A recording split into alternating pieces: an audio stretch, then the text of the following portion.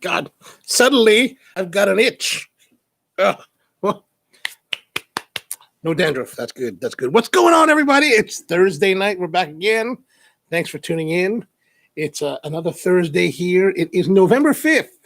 November 5th. And of course, everybody's obsessed with the election. Yes. The election has been quite exciting. But I was thinking the other day, what about these elections, right? So in the olden days, like in my lifetime, and I think most of everybody who's watching in our lifetimes, we've always had relatively quick elections. Like we would know that night. For us, it wasn't until the 2000 election with George W. Bush, that we actually had to wait. But until then, I think my first election was for George H.W. Bush, and then the two Clinton elections, and then we had the Bush one. And the Bush one was the first one that we actually had to wait for like multiple days and weeks, actually. So that was really kind of surprising. But, they say that in the old days, like many, many decades ago, people had to wait weeks as well because, you're spread across the country and, they've got to get the horses and deliver the message or so. I don't know. But, so everybody's kind of like antsy because, we've got iPhones and all you can do is look at the same number hours on end. That's no good. So that's what's going on. But one thing I was thinking about is, okay, so we have this thing where they have the concession, right? The concession speech. Somebody's going to give a concession speech. Okay, so here's my question.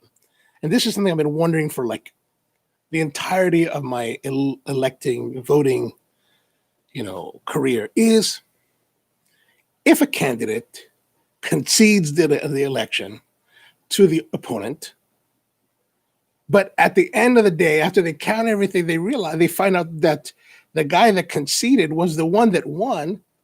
Does he still win? Or because he conceded, does he give up the presidency? This is the thing that I wonder about. So if you have any thoughts on that, I'd like to hear about it. So drop them in the comments below.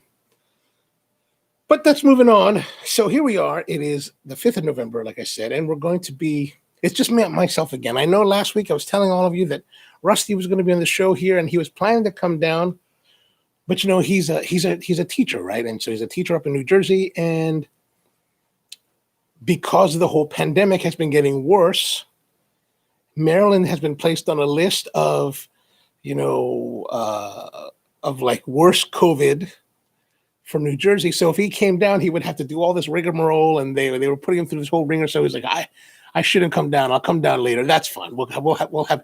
Yes, Rusty, we wish you were here too, but we will have you on in the future. So now we've had 2 weeks of guests that have had to excuse themselves. Which puts the pressure on me because I have to talk more, which isn't so bad. I can talk a lot if necessary.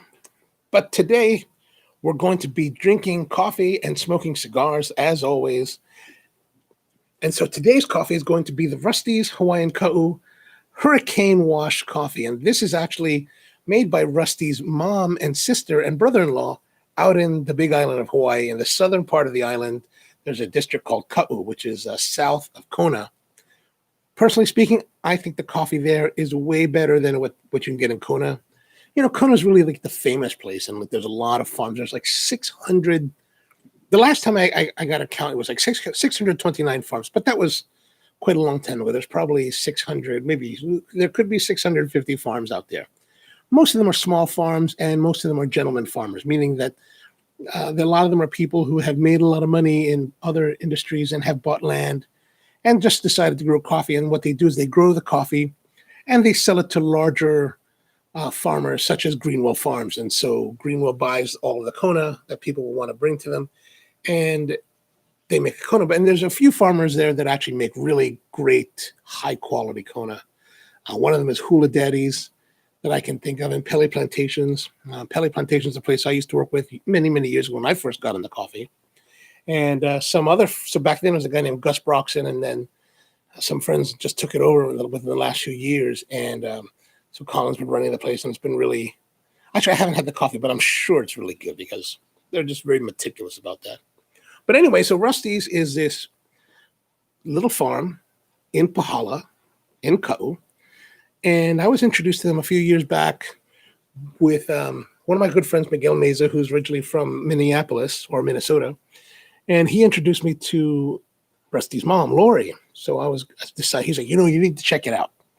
I was going to visit Hawaii. It was like 2008. So I flew out to Hawaii. It was in Honolulu. I flew out to the Big Island and met his mom. And, his mom was kind of funny because she didn't really know who I was. She just knew that I was a friend of Miguel's. And I really didn't know who she was. And so it was really interesting because here's this little Filipino woman who's my mom's age pretty much.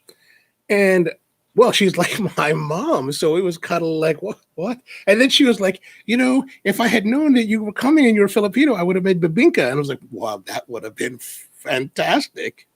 So we're there and, she's making all this crazy, like experimental coffees, So at the time when I first arrived, she was doing all these experiments of things like fermenting the coffee in pineapple juice, different fruit juices, Pepsi Cola, for example. And I asked her, Pepsi Cola, because I'm a Coke guy, right? I'm not a fan of Pepsi. So I said to her, why did you use Pepsi? Why not Coke?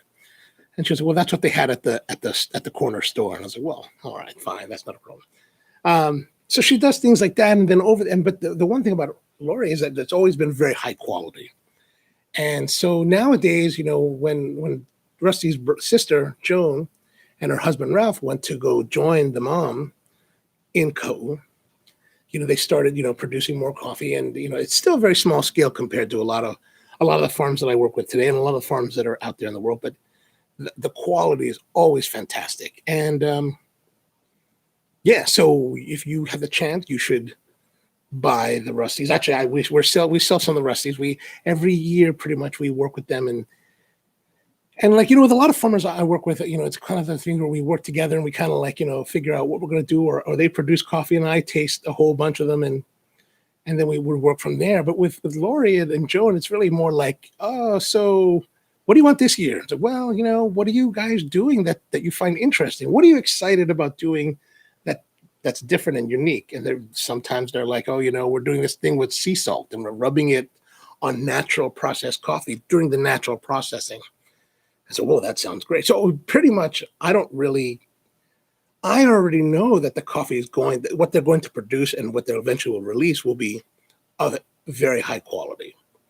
So it's kind of to the point where I don't really even think too much about it. I was like, whatever Lorie and them are interested in making, I'm willing to roll along with. So the coffee that we're drinking today is, I forgot to bring the tin.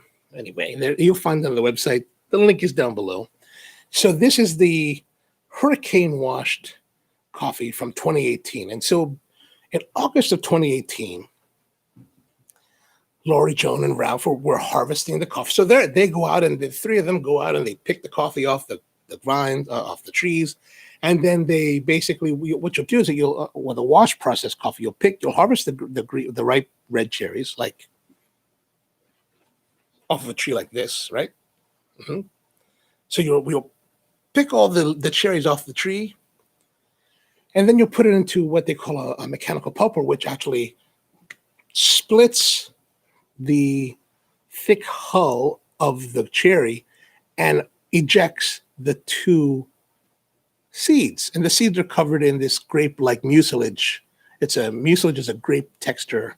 The grapefruit texture, the fruit of the grape, not the grapefruit, but the fruit of the grape, that kind of texture thing coats it. And so in processing coffee, you have to remove that. And typically you'll do that with fermentation with water. And basically you take the coffee, you put it in a vat of water, you leave it there for 16 to 24 hours on average, depending on the weather and the temperature.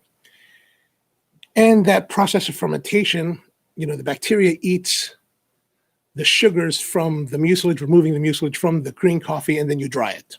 Well, in August of 2018, out there in the Pacific Ocean is this hurricane called Lane. And Lane is churning and getting worse and getting stronger. And actually, there was all this talk before, but like if it hits a certain way to the Big Island, it could collapse part of it. And there was going to be like some mass, destruction and just horrible, horrific, like apocalyptic events. And eventually, Hurricane Lane became a Category 5, which is the worst kind of hurricane you could possibly have. That's the kind of stuff that just like levels towns, especially small towns like this place in Pahala. And so, well, let's actually, while I keep talking, let me start brewing this. So we're going to take our Chemex. So also, if you are interested in Chemexes, I finally got these back in stock at the shop in Hamden. So if you need Chemex, this is the 6-cup glass handle. Let me know, or just come down to Hamden. We've got them. We've got plenty of Chemexes and plenty of filters finally. We've been out for like 2 months. It's been like crazy. Like Chemex has been out because, it's been just this COVID craziness. So we got them. So if you need them, let me know. And then, all right. So we've got this. I've already got the Hurricane Wash coffee pre-ground. How's that? How's that looking? All right, good. And then we're gonna get our kettle and the hot water just off the boil. Really, for every Thursday, this is the most nervous point that I have. Pouring of the water from that kettle into this one, because really, what you can't see is that I'm like just wearing shorts. So if I spill it, I get to burn myself. All right, so we're gonna pour this now. Can you see? Can you see? All right, we're gonna pour, and we're just gonna do a light pour. And as you notice, I didn't rinse the filter. Again, if you look in my channel, there's this ultimate coffee filter test. So we tested out all these filters, and all the bleach filters had no flavor, and so it's really just kind of a waste of time and waste of water to wet your filter. Or try to rinse your filter, right? All right, so like I was saying, here comes this hurricane, right? So the 3 of them have harvested the cherries, I guess, and they pulp them and they put them in the vat into the tanks where they're going to do the fermentation and fill them with water. And I think I'm sure they did fill it with water to start the fermentation. But here comes this hurricane, and I mean, this is like the mother hurricane of like the decade. Like it's going to wipe out everything. It's like extinction level event. So. There's not much choice. It's either stay there and maybe your house gets leveled and you get swept out to wherever hurricanes will sweep you out to, or, pushed into, obliteration. Or you go out and hide and run. You run. If you're smart, you run. Don't be like those guys. I'm going to hang out here and rough it out. But so the 3 of them took off, and you can't really secure the coffee. It's outside and there are these big vats. And so basically for the next like 3 or 4 days, here comes this hurricane, and the hurricane is beating down on the island, beating down on everything, wiping things. Well, actually, it didn't wipe anything out. It didn't get that bad. I don't think, at least. And so it basically, well, they come back later. So they come back a few days later, right? And, it turns out things were pretty in good shape. Nothing too crazy. But the coffee is still in the tanks.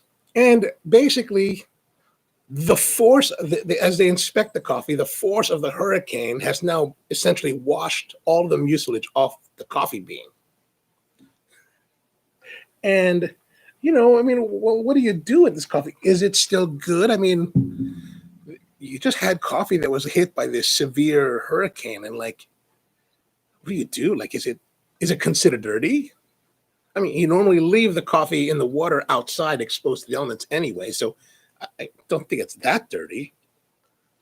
But anyway, so they decided that they were gonna take the coffee and continue processing it, place it on the racks, dry it out over the next 15 days, let it do their thing, and then they tasted and it was supposed to be great. And so they were like, well, this is what we're doing. And I was like, well, I will take that. So I told them, I will take that. That sounds fantastic. I mean, this is truly like a once in a lifetime coffee. Like, we can always make wash coffee. We can always make natural coffee. I can go to any producer and we can make that in, year out. But to recreate a hurricane washed with like the winds and the rains and the flavors of God himself just pouring down on the coffee, fermenting it, that's something that you just don't get. right? Right. So this is the coffee, and I'm brewing it now. Of course, I'm talking so much that I haven't really been paying attention to what I'm doing. But that's all right. I'm a professional. We're almost there. Yeah, that's about right.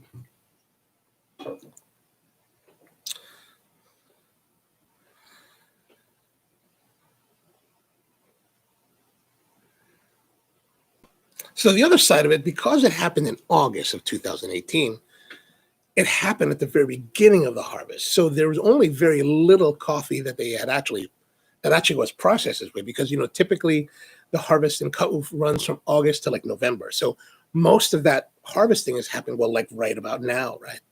So what coffee that was exposed to the hurricane process was a really small quantity.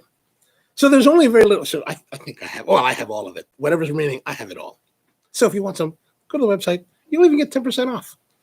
Just use the discount code below. All right, here we go.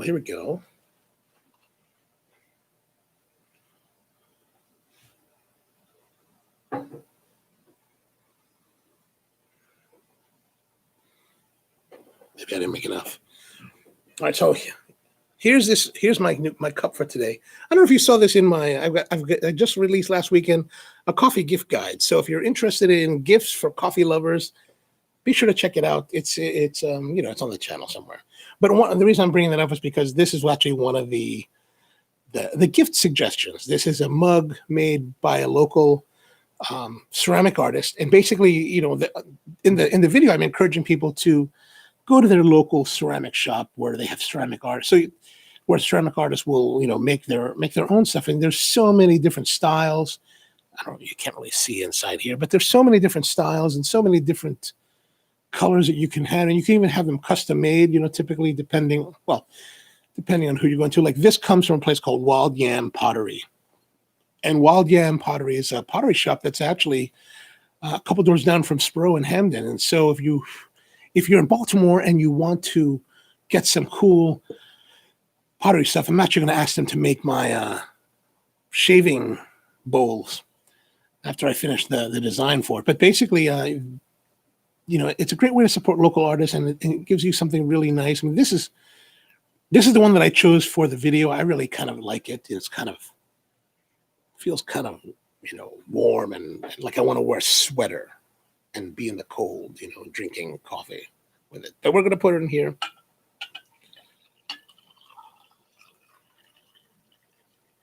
Oh, look at that. That's 12. That's just about right. I am professional. All right, so let's try the coffee.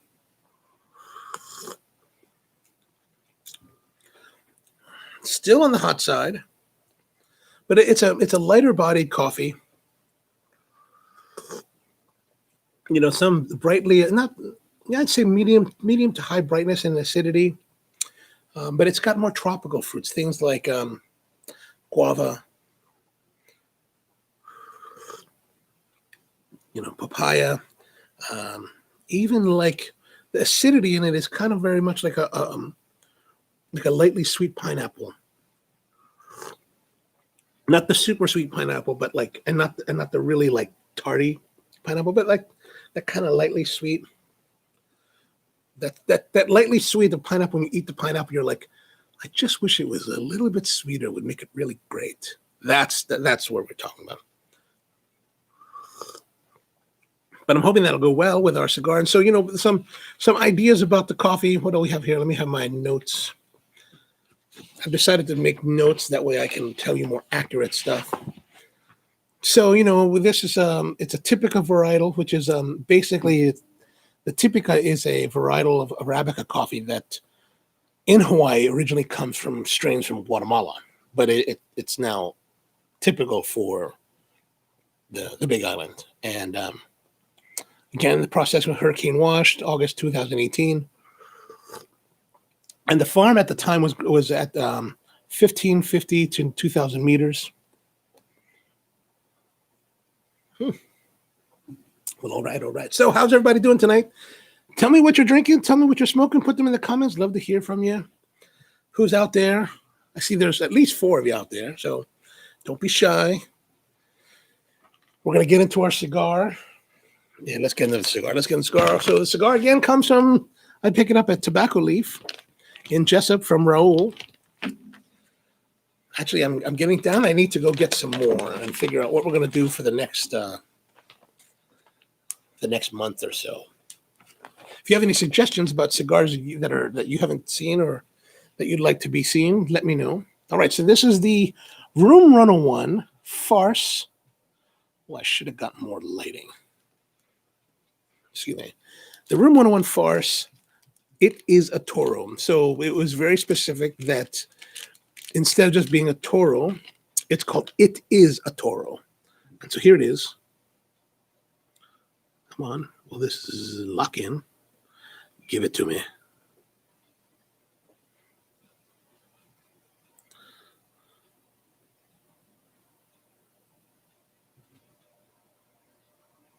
Is it working? There we go. There it is, the Farce.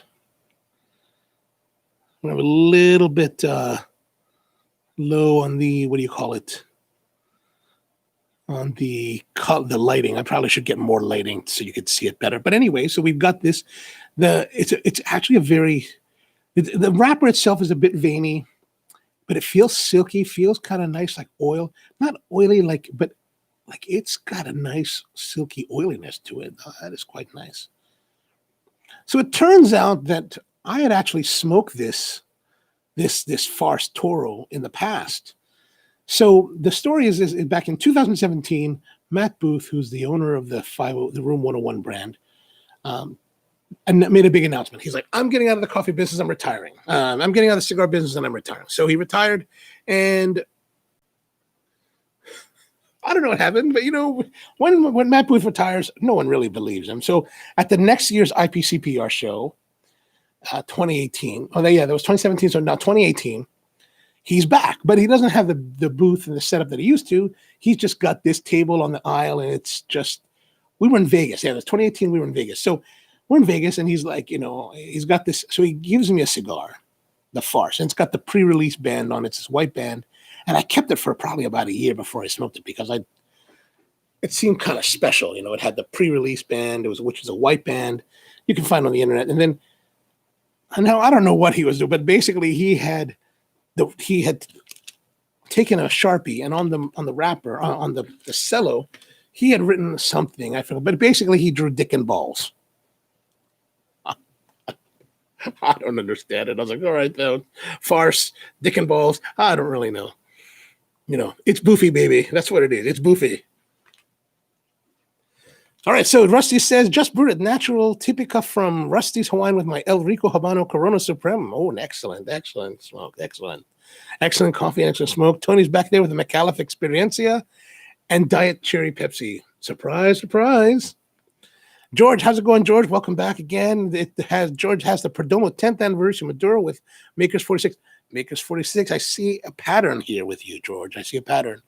You should review the Tabernacle Lancero. All right, try Tabernacle Lancero. I will look for that.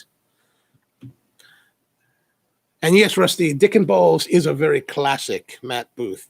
Yeah, he had me this cigar, and I was like, oh, all right, I'll give it a try. All right, so we've got our cigar. So it's pretty. It's a pretty, this one, the 101 Farce, pretty. I don't know why he calls it a farce. I mean, I don't know what the comment is. There's something about Matt Booth that's just so, kind of strange and out there when you talk to him. And he's a cool guy, but man, just kind of strange out there, Farce. Why Farce? Farce is like one of those plays that are just so outrageous that you just can't take it seriously. So is this something that's outrageous that we can't take it seriously? Or what is the idea behind the name?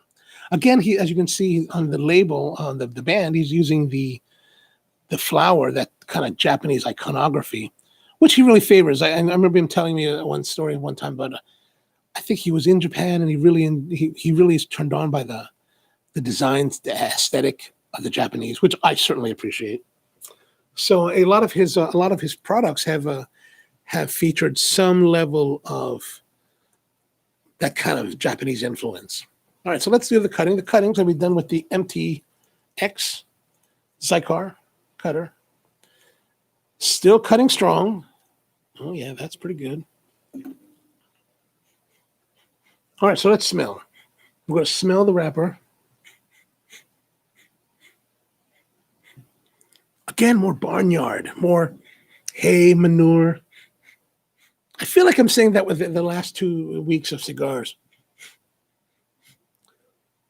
It's a pleasant smell, though.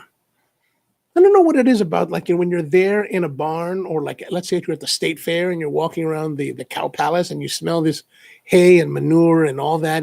It's not so pleasant. But when you're sitting here smelling a cigar that has hay and manure and kind of barn, it's kind of comforting. All right, let's take a taste.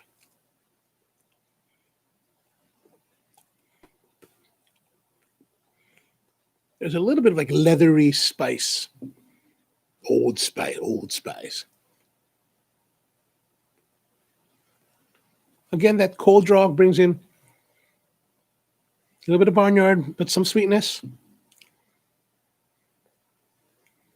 Yes, Tony, barnyard in a good way. In a good way for a change. Actually, this is quite pleasant on the cold draw. All right, so let's go with the light. We're going to use a big match today.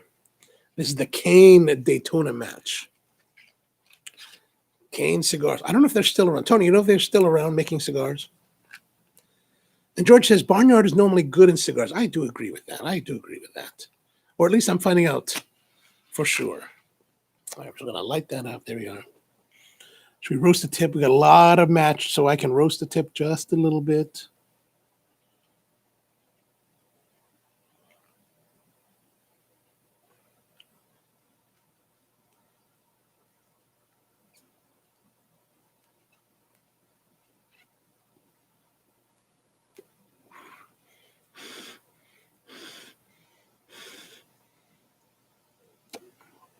All right. One match.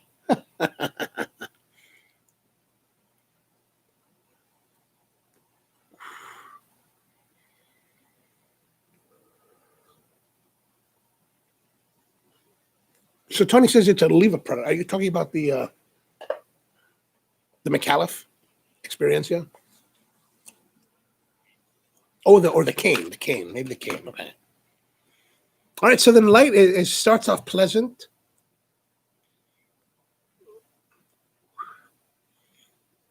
Yeah, there's a little bit of spiciness to it. That's pleasant.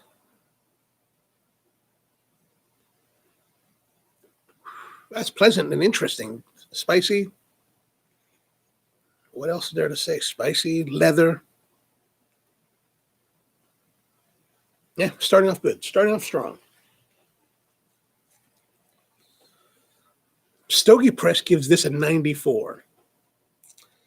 But Half Wheel only gives this an 86.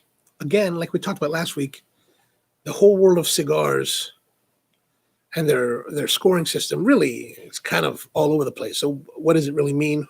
I don't know. It's hard to say. Did any of you guys have the chance to look up the cigar flavor wheels to see if there was any correlation to your experiences this past week? And also, have you guys been smoking? What did you guys smoke this week? Like for me, I smoked after the show last week, which is of course on Thursdays. I smoked Friday and Saturday, but I haven't smoked since Saturday until just now. So I found that, and I know this is really different than most people in COVID, but during this pandemic, I've actually smoked a lot less. Like I've just been like focused on other things. So I've smoked less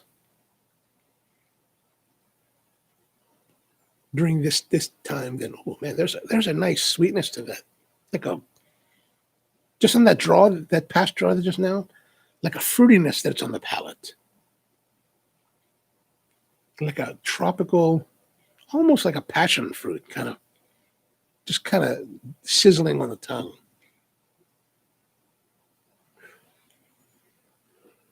And Tony says Half Wheel isn't happy unless it's unobtainium. Speaking of unobtainium, did you guys see Steve Saka's post today on Facebook? He just talked about His unicorn has been released. He's releasing 1,100 unicorns or something like that, 1,200 unicorns for like $110 a piece. So they're out there. If you need to get one, you should go try to find one.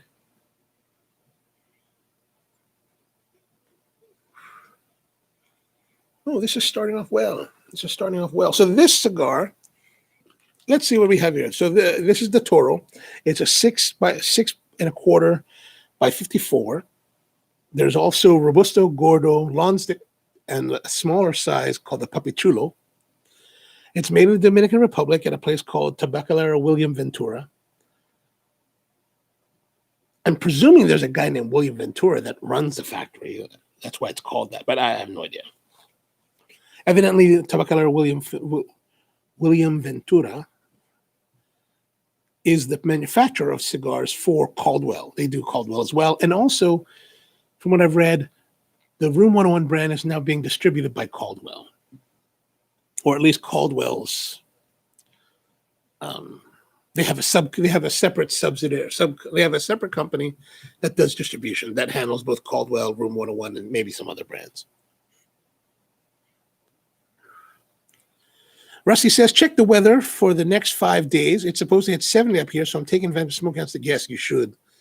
The weather here is supposed to be really nice also for the next 5 days. So I'm thinking about making a sojourn tomorrow down to the Eastern Shore to pick up some cake.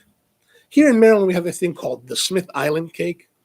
And it's a multi-layer yellow and chocolate cake, right? So basically, there are layers like of yellow cake that are like this thick. And it's kind of like a bake, like you know how the crepe cakes are like, stacked? It's like, slices of yellow cake stacked in a similar manner. And it's famous for this place called Smith Island. Now, the Smith Island Baking Company that makes it is actually in a place called Crisfield, which is not Smith Island. I don't know if Smith Island is even there. I don't know what. Maybe it's one of those small islands on the Chesapeake that have, just disappeared. I don't know, but maybe I'll find out tomorrow. I would have gone on the weekends over the summer, but like the bakery's only open on the weekdays, so they're closed Saturday and Sunday. So if you miss out Friday, you're just missing it out.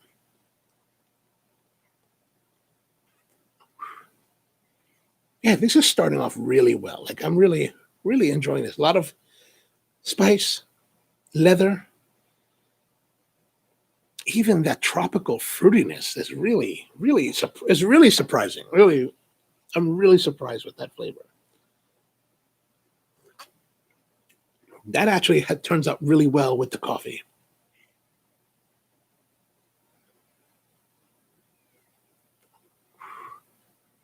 If this continues, I'm going to be very excited that, sorry, Rusty, but I'm going to be very excited that you didn't come down today because I have one more of these to smoke. But would love to have you here. I was actually thinking about setting up the kitchen.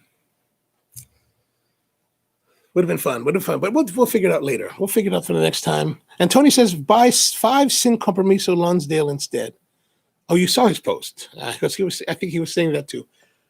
But you know what? I think that, you could buy the 5 Sin Compromiso Lonsdale. Yeah, that's going to give you, that'll give you like your money's worth. Like, I had 5 cigars, and I've got almost 10 hours of smoking power. Versus if you buy one of the unicorns, you'll smoke it 2 hours. So yeah, you've spent your money wisely, but the experience is in the unicorn, I imagine, right? That's supposed to be the shit. So why wouldn't you want to have the shit? You'd want to have the shit. You'd want to have it and be like, damn, this is the one. If we weren't in the middle of COVID, and if business wasn't the way it was, I'd probably get one. But that's not happening this year.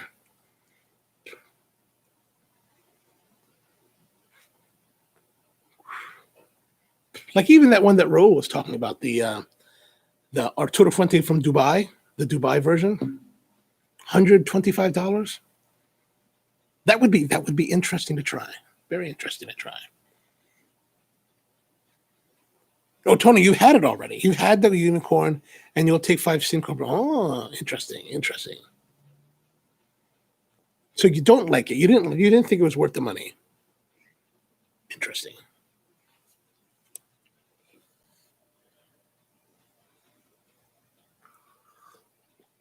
So on the Facebook page, I made this comment to Sokka, and I was like, "Hey, I see your Jedi mind trick working." Because basically he was out there telling him, he was kind of telling what Tony's saying is like, you know, it's expensive. It's an expensive cigar.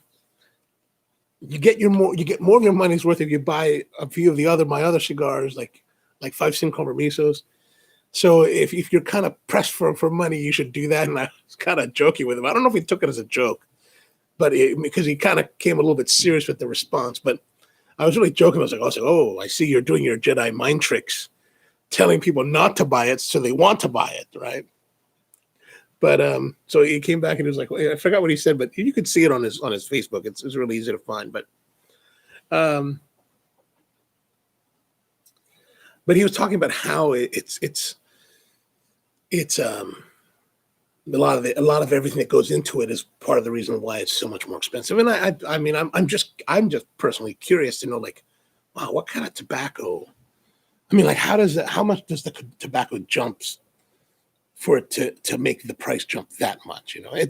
It's like in coffee. We've got certain crops that harvest each year that come in, and they're usually on the auction markets, and they reach like astronomical amounts for coffee. Like, for example, there's this one geisha, this varietal called geisha, and last year this group of buyers ended up buying this one particular lot at auction that was supposed to be really fantastic, and they paid over $600 per pound for the coffee. I mean, it's fantastically expensive. Now, to give you a sense of the change in the coffee business since I started, so in 2005, when the geisha really first started making its appearance in the marketplace, my mentor in the business was part of a group of buyers that bought at auction this lot at that time. And at the time, in 2005, it was the most expensive coffee in the world. Like, nobody had paid this much for coffee per pound ever. People were just shocked and stunned that anyone would pay this. And in 2019, we had the geisha that was being sold per pound at $650 a pound or something like that. In 2005, 14 years earlier, when geisha first started, that astronomical amount was $21.75. Times have changed. Times have changed.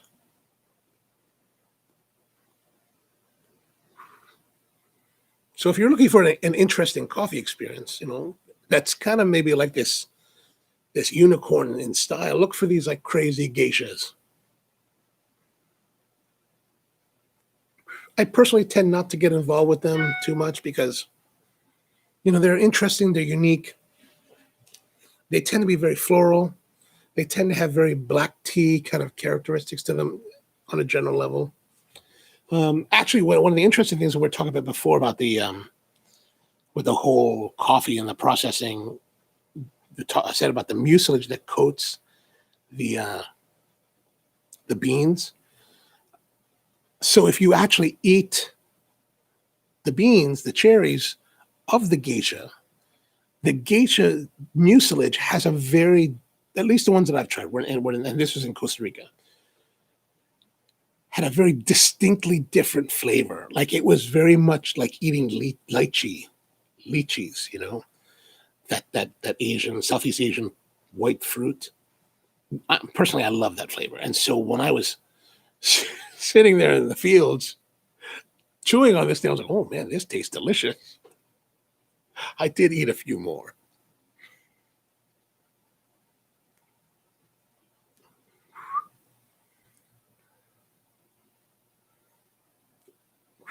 So we're getting a cigar, and it's quite good. It's quite interesting.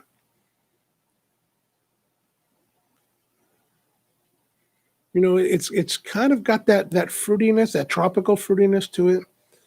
It's got some spice, maybe like white pepper.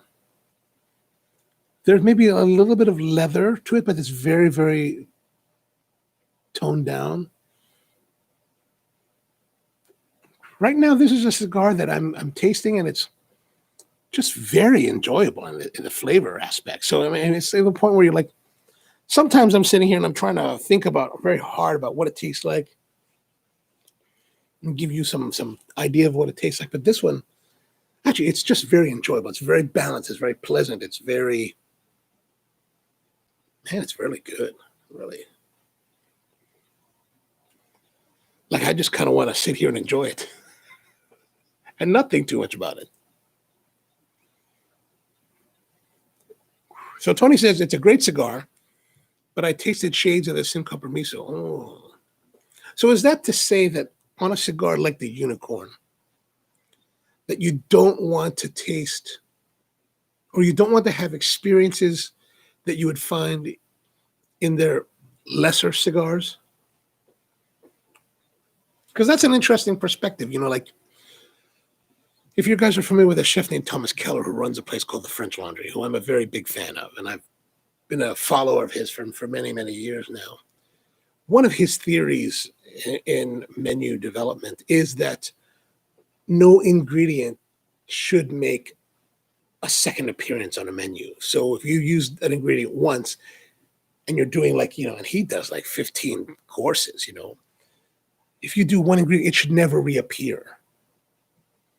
And the interesting thing was that I remember reading about that years ago, and I was like, that's interesting. And then it wasn't until I went to have dinner at Volt, you know, Brian Voltaggio's restaurant in Frederick, Maryland. And we went for their tasting menu. And, you know, I think maybe they did like a 7-course or maybe 8-course tasting menu, whatever it was. And of course, you know, Brian, he likes to use local ingredients from the Chesapeake area. And at the time it was summer, so corn was a big thing. So he had sweet corn, but that sweet corn appeared 3 times on the menu. And I noticed every time it came up. It was very good. But after the first time, every time it arrived as a component on the plate, I noticed that. But I think that's, of course, it's probably because I've been primed with the Keller mindset of, like, or at least Keller's thoughts on repeating an ingredient. But I have to be honest, you know, with thinking about it, and at the time I thought about it because I noticed it. To a certain extent, it did diminish the experience a little bit. So if you're saying that, you know, as you're smoking this Unicorn, and you're having some of the same experience and flavor that you had on a Sin Compromiso, I can understand how that would be disappointing. Especially since for the Unicorn, you're paying so much more per stick than the Sin Compromiso. Because what the Sin Compromiso is probably, what, about $18? So 5 times more per stick. Yeah, I'd want to have something really, really unique as far as flavor experience. For me personally, since I'm not as familiar and not as well versed in Saka's lineup, I would probably, I would presume that my experience would be different only because I don't have that depth of experience with his line.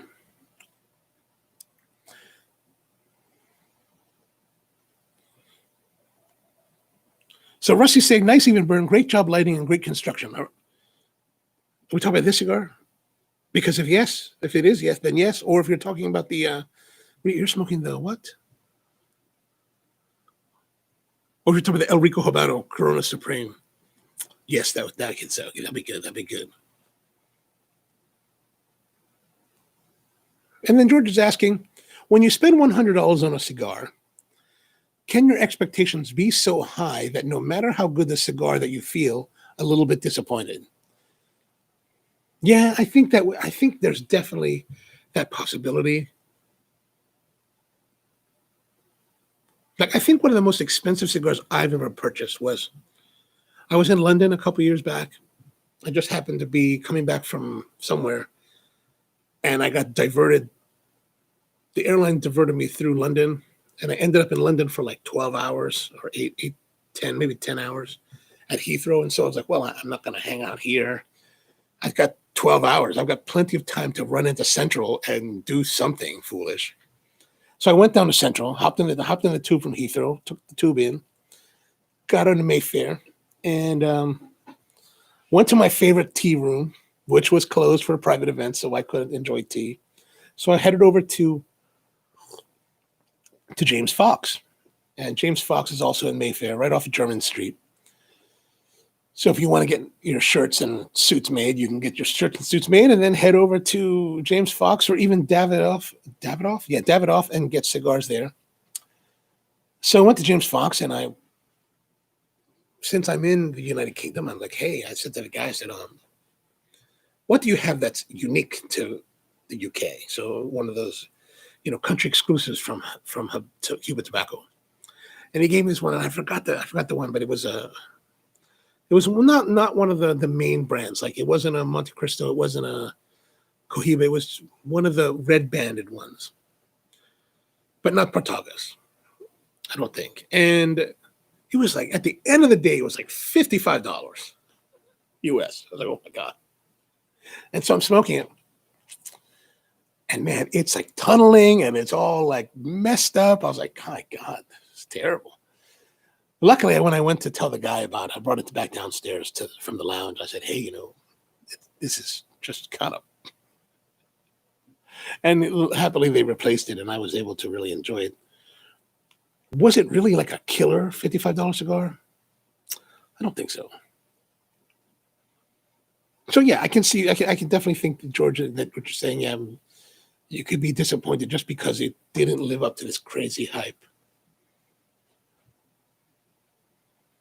And so Tony says, no, I appreciated the familial tie. Oh, you appreciated the familial tie to the Sin Compromiso. Okay. And then you're like, yeah, Rusty, this one, man, this is really just, it's firing on all cylinders right now. This is just really, really kicking. It's really kicking. It's smooth. It's creamy. It's slightly creamy. That kind of tropical note is still there.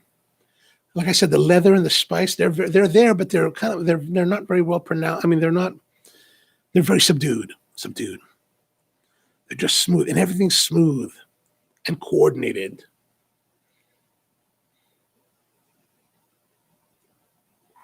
I'm really enjoying that. This is really quite nice.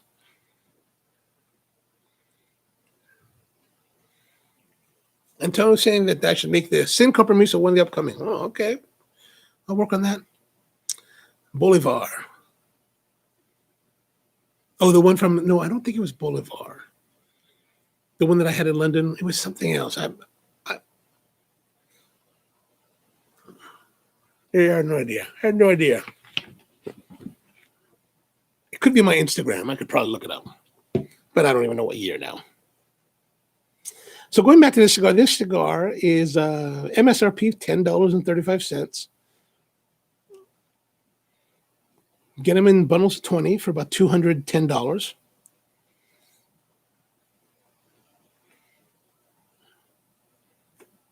And it's the first it's the first Room 101 that's been made in the Dominican Republic. So he was working with another group, Tony probably knows who it was, prior to his retirement.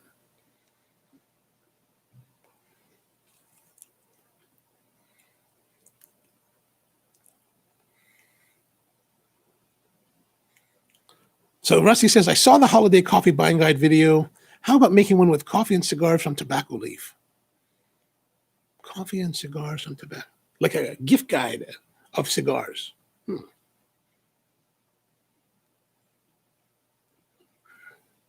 If I stop by this weekend, I'll have to look around and see what we can do. The interesting thing about this whole gift guide thing is that, as I've been learning more about this whole YouTube world, there's actually a kind of a deadline to put out your holiday videos. And that deadline was like last week.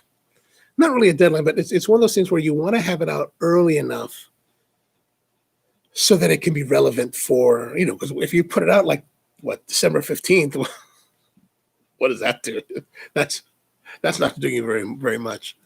So I've actually been working on that one for like since the beginning of September. But I'll work on that. I'll try to do something like that. That might be kind of fun. So if we do the sin compromiso, get the Verita Magica size. All right. All right. Cigar and coffee advent calendar. I'm a bad Catholic. I'm a bad, bad Catholic because you know what? I barely remember what Advent's all about. I mean, yes, I get it. It's leading up to Jesus' birthday on Christmas. I get that, but I don't remember. Like, I remember we have the wreath, right? There's the wreath with with 4 candles that you light every week. It's weekly. And then there was something with the doors, like on like some kind of poster on the wall that you would open. And there's some candies or something in it. That's what I remember about Advent. But yeah, I'm bad Catholic. A bad Catholic.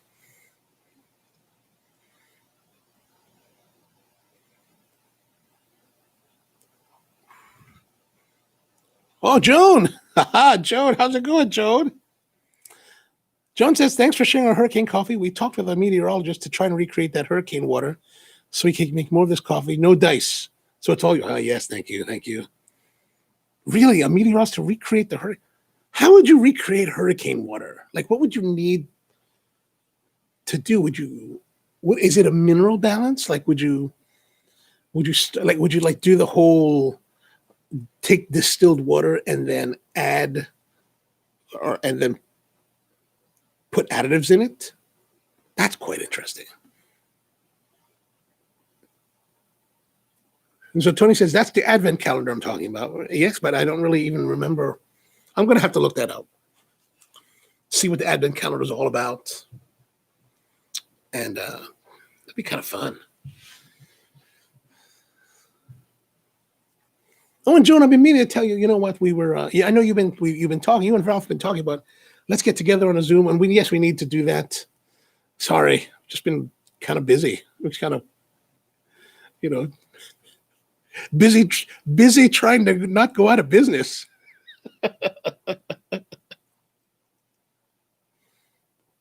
Oh, by the way, also, so since all of you are here and you can see that Joan is on, Joan and Ralph and her husband Ralph have started their own podcast, and it's called, oh no, it's called something with a 2 in it. Got to get down or go to get down. Or Joan, put the link in the description below in the comments so that everyone can check it out. It's starting out as like a political commentary.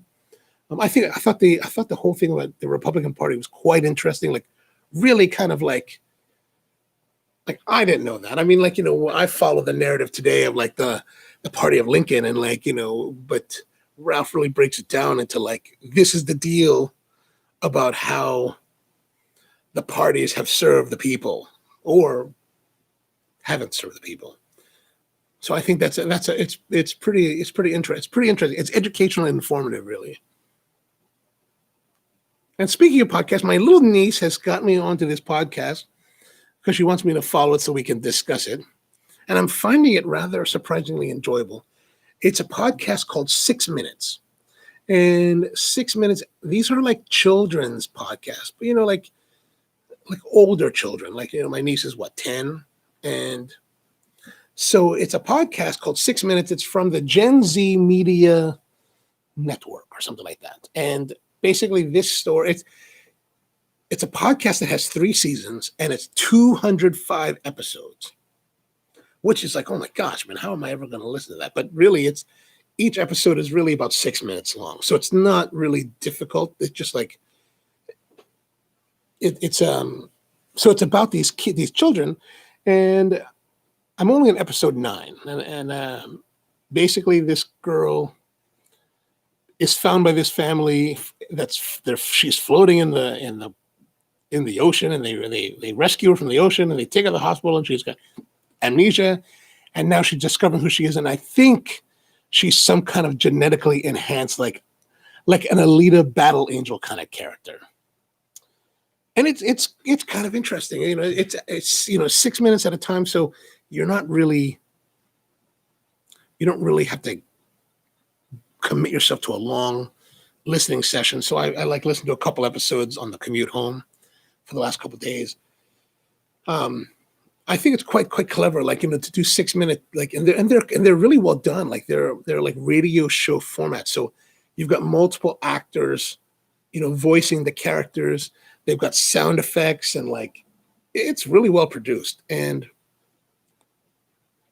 the story's kind of interesting, even for an adult. It's kind of an interesting, fun story to follow. But from the media side, they're able to produce. So you've got 205 episodes. So it's about 20. If we presume that each segment is 6 minutes, it's about 20 hours worth of material. But they've got 205 episodes, and each episode starts with about a minute of kind of like advertising, and then a little, like, maybe at the end, it concludes with like almost another minute of advertising as well. So compared to regular podcasts that, let's say, run 25 minutes to an hour long, and they're able to, I'm just really impressed. I kind of laugh, and I'm both laughing and a little bit irritated because I have to fast forward or listen to it. But they found a great way to do these short podcasts and maximize their advertising time. I thought that was pretty clever. Pretty clever.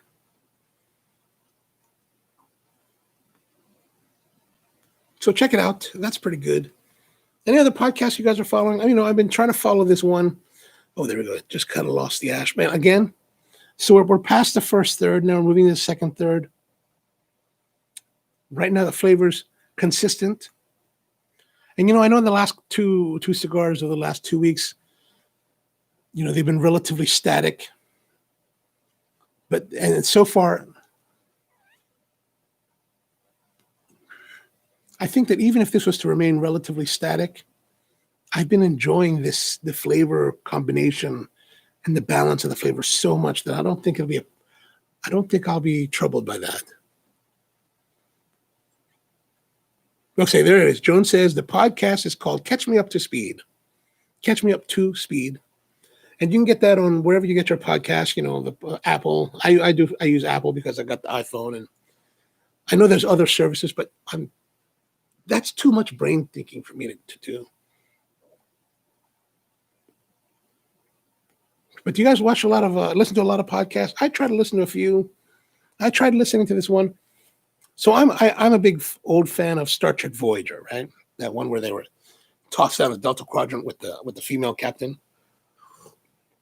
So two of the actors from the show, the guy that plays Harry Kim, Garrett Wang, and Robert Duncan McNeil, who plays Tom Paris, and they were best friends on the show, right?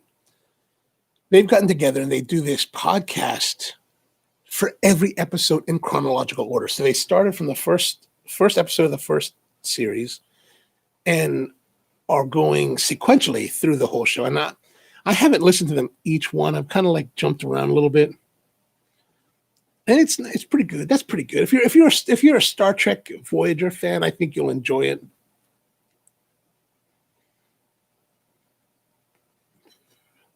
I have to say, I think Garrett Wang talks a little bit too much sometimes. It sometimes feels a little bit disjointed, but I think that was in the early, because I've only been really listening to the first season, so I'm sure that as they progress, you just get smoother. As you do something more, you just become smoother.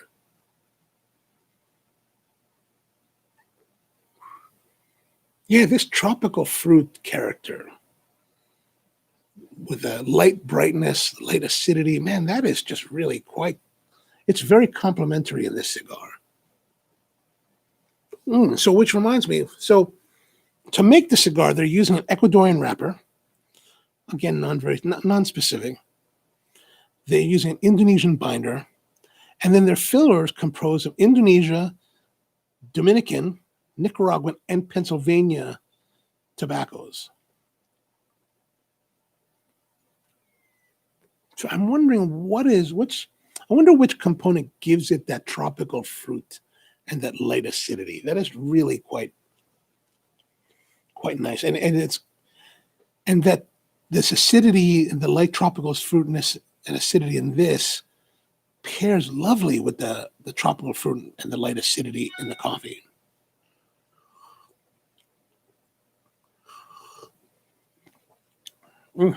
Yeah.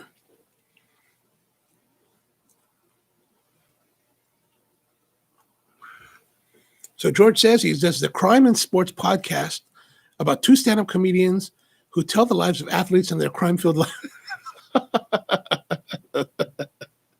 And their crime-filled lives. That's actually kind of funny. That is interesting. And then Joan says they've been doing a lot of yeast fermentation experience that I might like.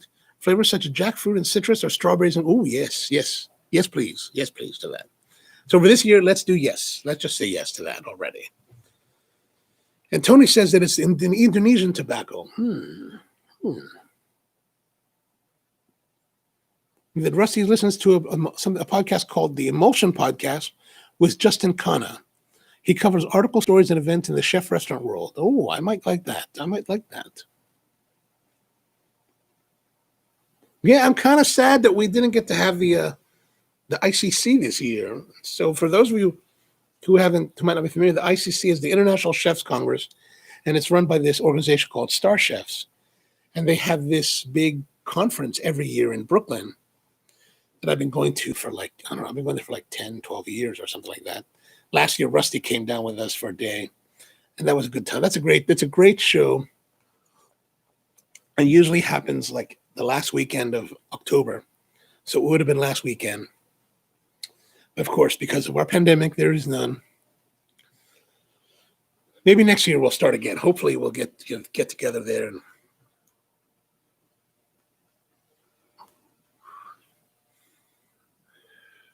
I don't know if you heard about this, but there's some guy named DJ Marshmallow. I don't know who he is, but he's some DJ out there. And basically, he's in LA, and he has this truck, this crazy Ford F-550 truck, and it's basically this crew cab, monster dually. It's not just a dual. It's not a dually, right? It's because dualies are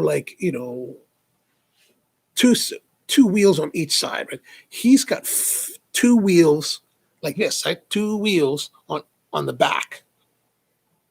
So it's double axle in the back. So you got three axles, double axle in the back. And it's just this jacked up, ridiculous truck that evidently cost $350,000, and somebody stole it and went joyriding around LA. I just saw that as a blur today. I was like, oh, that's kind of crazy.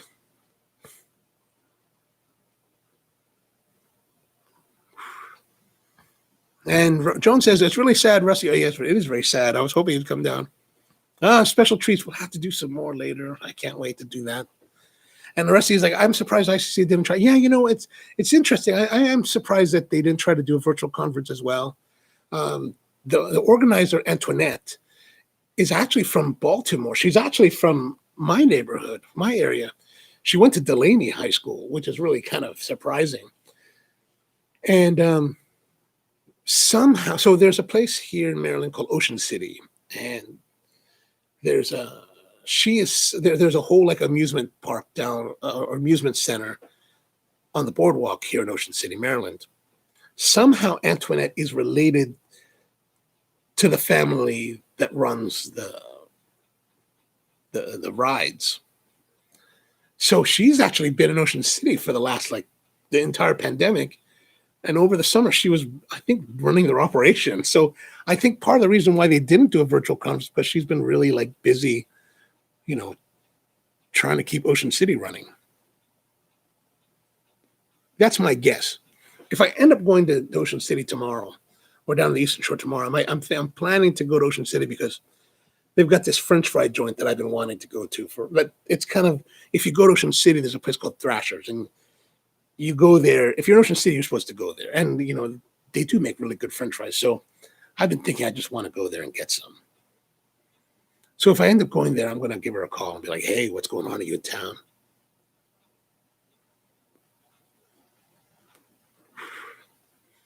So we're moving along in the cigar. It's still really, really enjoyable.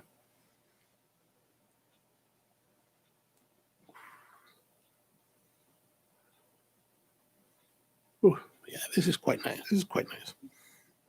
It's still very, continuous on the flavors. The flavors haven't changed much, but like I said, it's still very enjoyable. Very enjoyable. The coffee's still perfect. It's a beautiful pairing. Probably the best pairing that I've found for a cigar and a coffee during the run of the show in 15 weeks.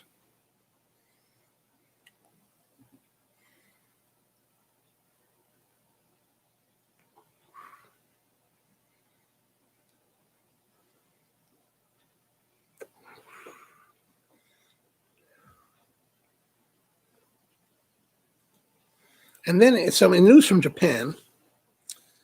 I just saw this blurb today again. One crate of this particular Mikan mandarin that they grow in, what is it, in Setayama, I believe it was, went for auction for 1 million yen. That's $9,957. No, $9,570. That's what it is, something like that. Basically, it's $9,600 for this crate. I mean, it's a pretty big crate. Like, it's got a lot of, when I saw the picture of it, it's got a lot of these mandarin oranges in it. It's big, but man, nearly $10,000. The Japanese, they take their food super seriously. Like, I mean, you always see these pictures of like these super expensive fruit. And I'll be honest, one year I was there. This is probably back in 2014, 2015. I was there, and like, I was at the grocery store in one of the, so a lot of the grocery stores are at the bottom of like department stores, right? So I'm at this one in Takashibaya and Shinjuku, and I'm at the grocery store, and I see these grapes, and these grapes were massive. I mean, the grapes, green grapes that were like perfectly round and huge. They were huge, like this. Each one was like this. I bought it, and I counted it. There were 22. Is that right? 22 grapes on this one vine that I bought. It was $50 for this grape. It was like something like $1.50 a grape. But man, I have to say, it was probably the best grape I've ever had. Amazing, just beautiful, very lychee in character. Which again, going back to the lychee thing, I love lychee. So anything that tastes like lychee, I'm already have the proclivity towards loving it. But it was such an experience. And then a couple years later, I mean, they also have like pricey like strawberries. I've had the strawberries that are individually wrapped. Those were good. I've had the mango. Like, actually, I made a video last year that I shot it with the intention of doing a YouTube. This is before I really started doing YouTube stuff. And like, I bought this mango. Maybe the mango was like $20.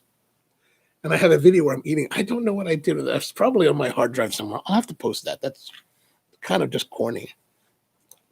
But it's really early. Like, I didn't really know what I was doing. I was just kind of like shooting. And Joan says, cheers for next time pairing. Yes, cheers. Thank you. Thank you for your hard work.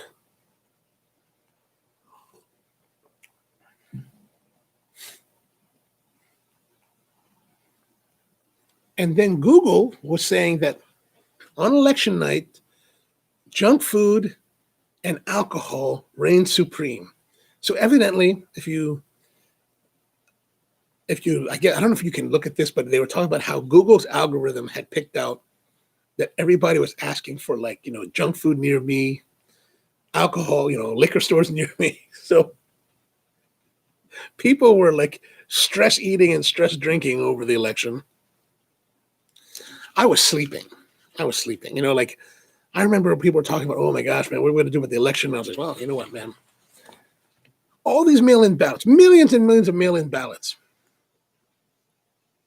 already was telling me that we're not going to know what's going to happen with this election.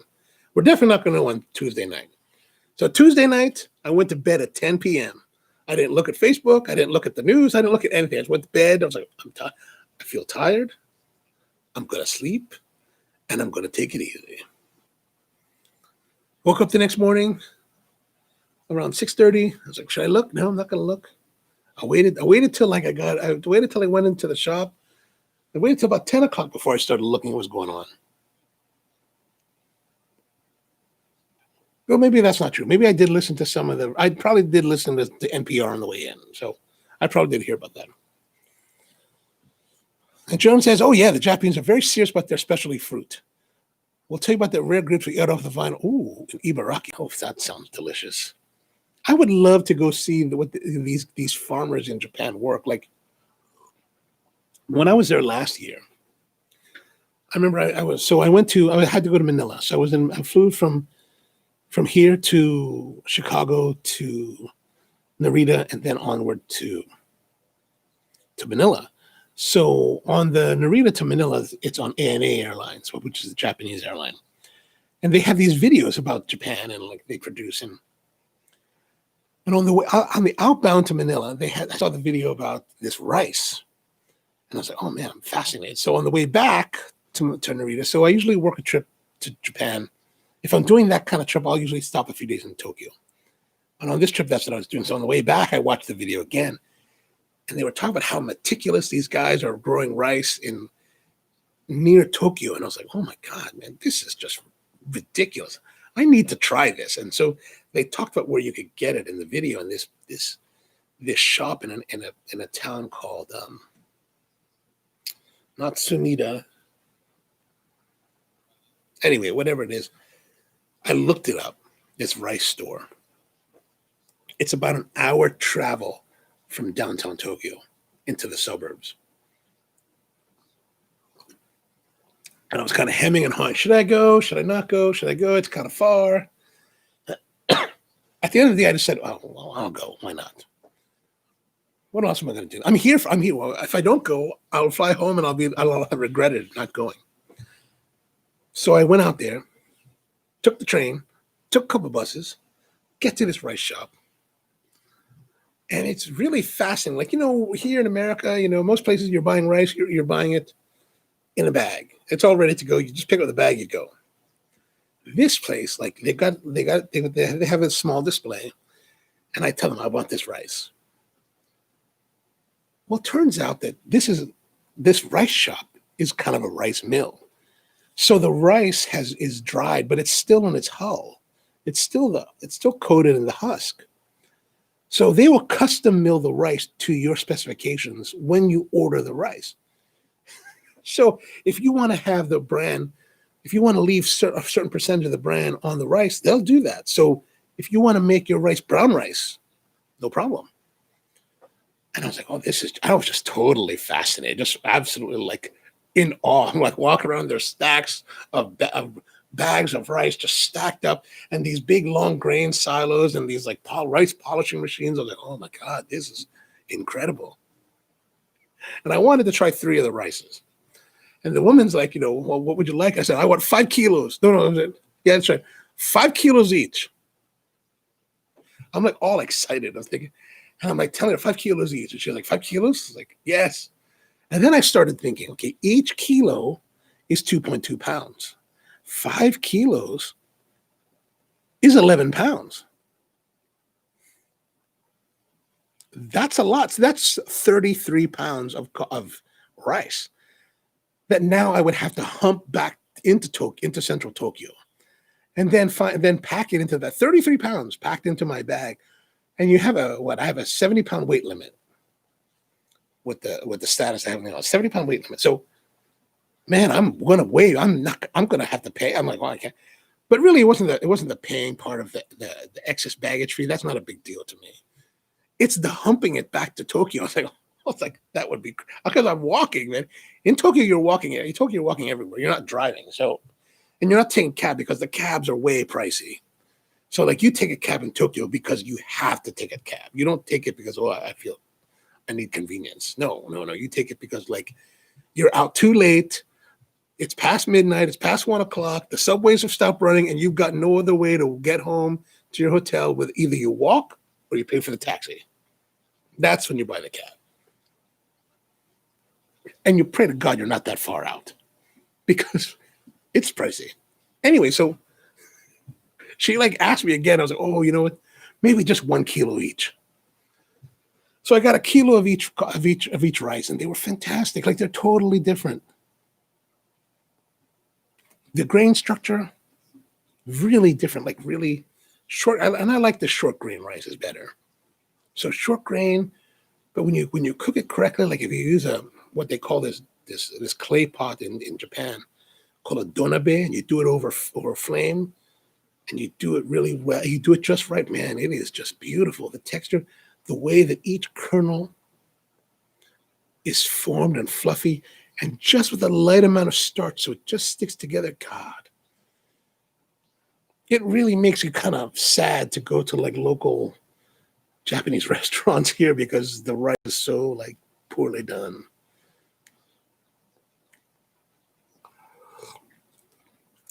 So Rusty asked, do you have trouble getting it through U.S. Customs? No.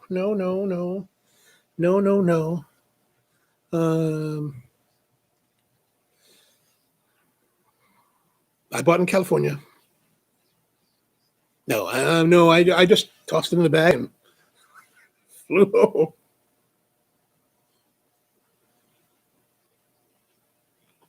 I never thought about that. Maybe that would have been a problem. Huh. I did ask them if they would send me rice to America, and they were like, no, we don't ship that. We don't ship to America. I was like, damn it. Oh, I just spilled on my table.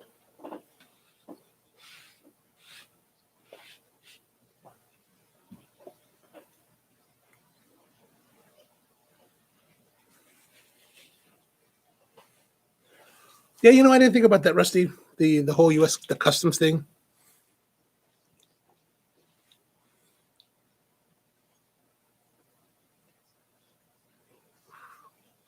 I'll have to look into that.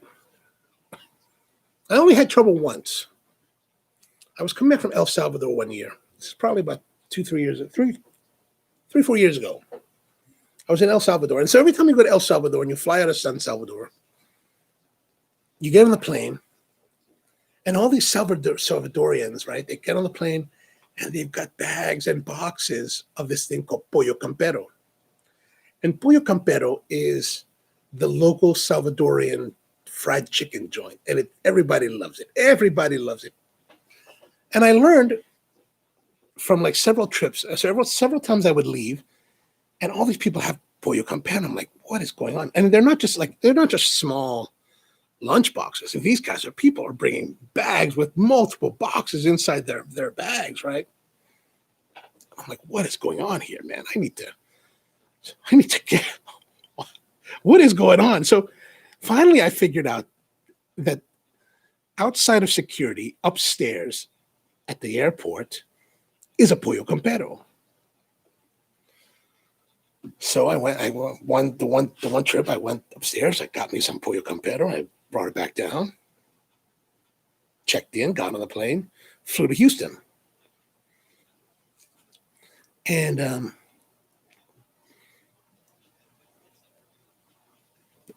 I get to Houston, and I have global entry, which means that you've done all this interviews, and you've got special clearances for international travel.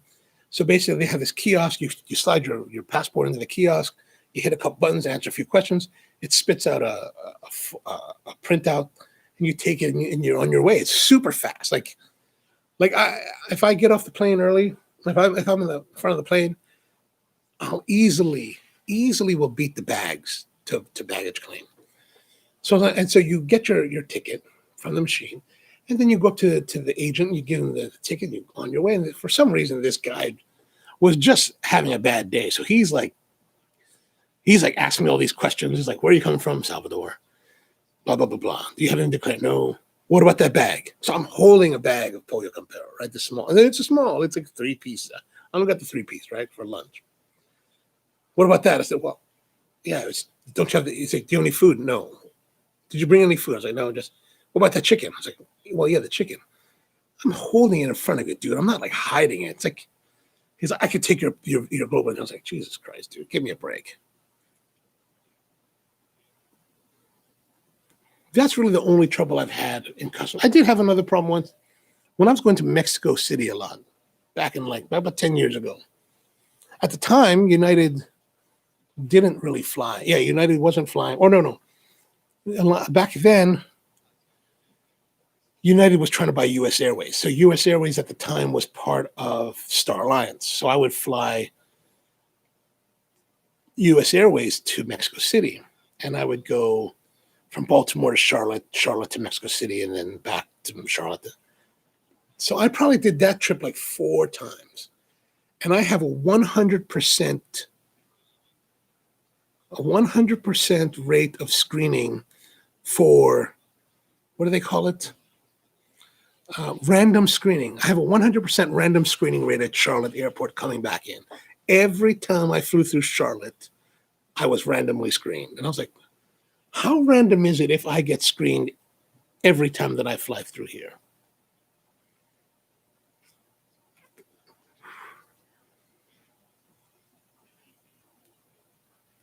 So here we are. We're well past the half mark.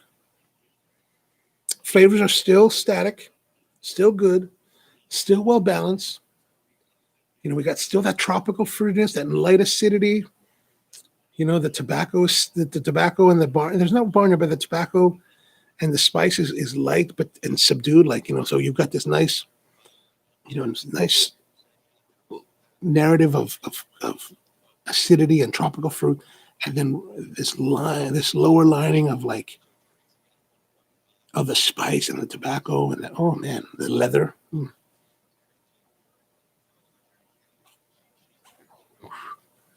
Tony says, I was profiled. Yes, I was. Yes, I was.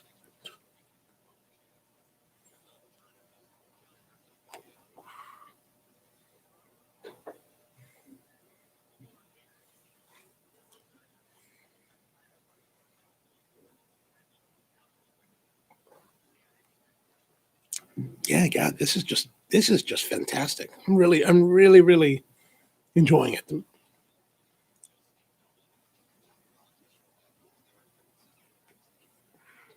I would really recommend if you want to try this pairing.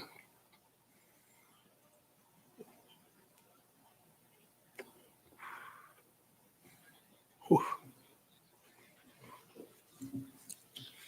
All right.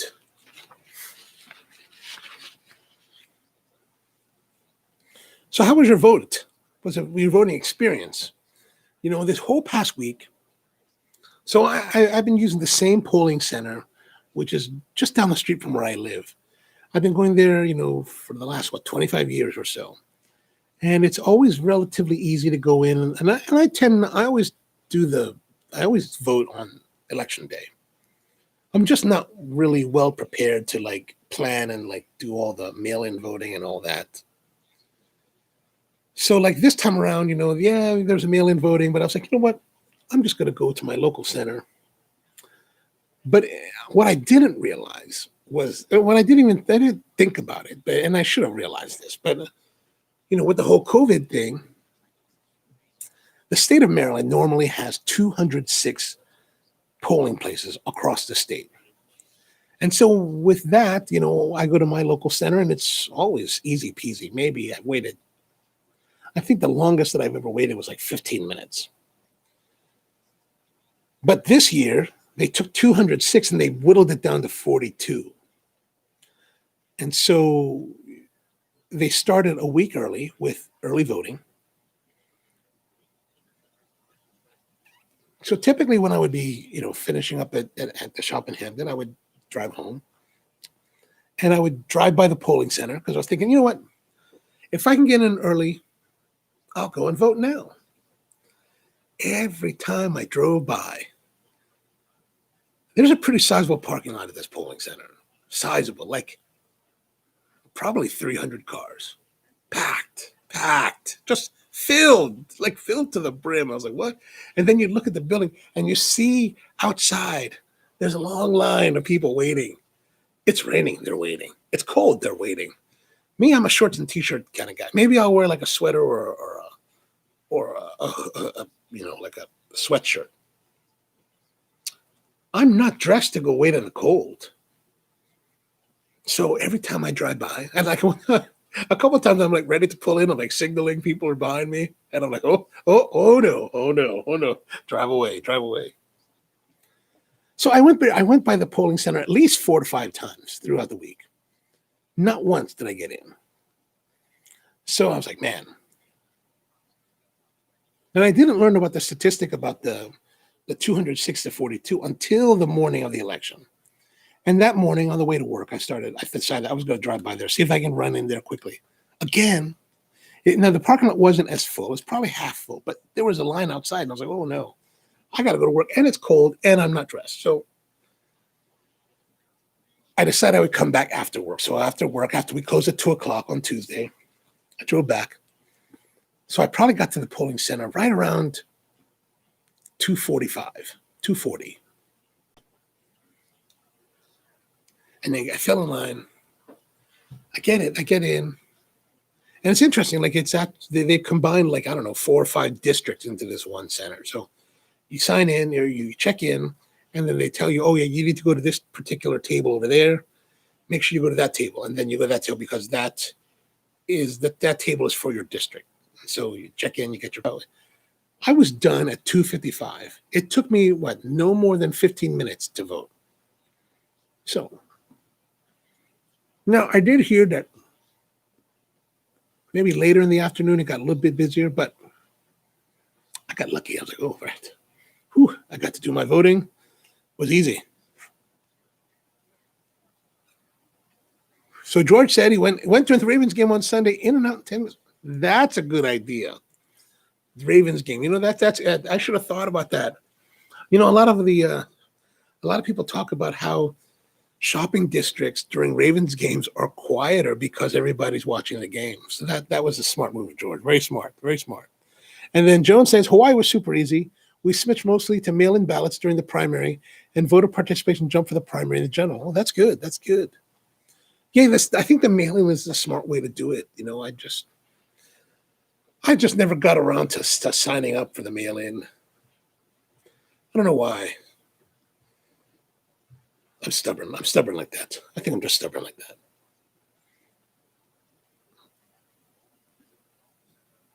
So what do you guys have for dinner tonight? Tonight, I thought I was going to, I had this idea that I wanted to make bolognese, right? So I made bolognese sauce again. The whole thing, the kind of mirepoix, and then the beef pork mixture. Cook it up, milk, reduce, red wine, reduce, tomatoes, reduce, some broth. And I didn't really take the time this week to roll my own pasta. So I had this pasta around the Cecco bucatini, which I love. I love bucatini, right? And bucatini is kind of like that really thick, like spaghetti that has a hole through the center. Love it, man. I love it in like carbonara or cacio e pepe. Fantastic. But I learned the hard way tonight that bucatini and bolognese, no. They are not suitable. There's something about the bucatini texture, that shape, that just doesn't hold the sauce, just doesn't hold that bolognese. So it's very disappointing. So Tony today had jambalaya. Rusty had pan-seared chicken thighs with mustard cream sauce, broccoli rabe, and boiled new potatoes. Nice, dude, nice. It's bucatini with cacio e pepe. That is so nice. The cacio e pepe. I really like the carbonara. I love making the carbonara. Carbonara with pappardelle. That is nice too.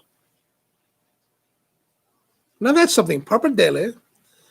I can use pappardelle and make a really great carbonara or cacio e pepe. And it'll make a great bolognese. But the bucatini does not go with the bolognese, no. So I was quite disappointed. Quite disappointed.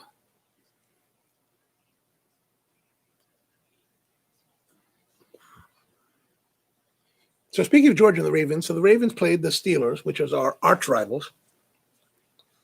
We hate them very, very much. Sadly, we lost.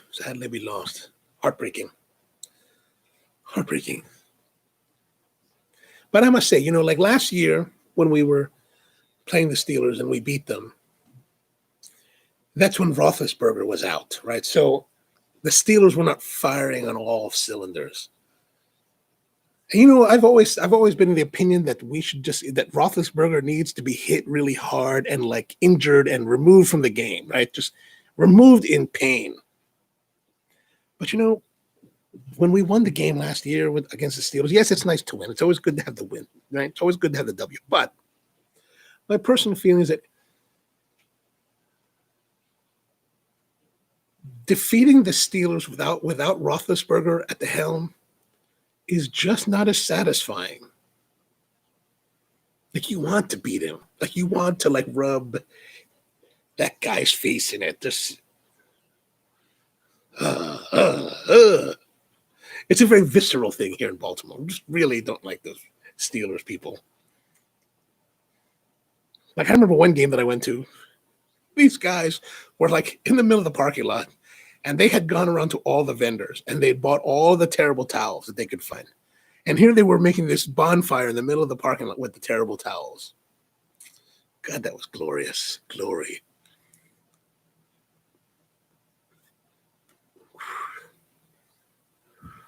So George had horrible crock-pot chicken with steamed fresh vegetables. Can't cook. Huh? That's all right, George. Maybe just add some mushroom soup to the crock-pot. That always adds a lot of flavor. So Rusty says, cacio pepe is a meal when direct deposit doesn't go through until the 15th and you're hungry.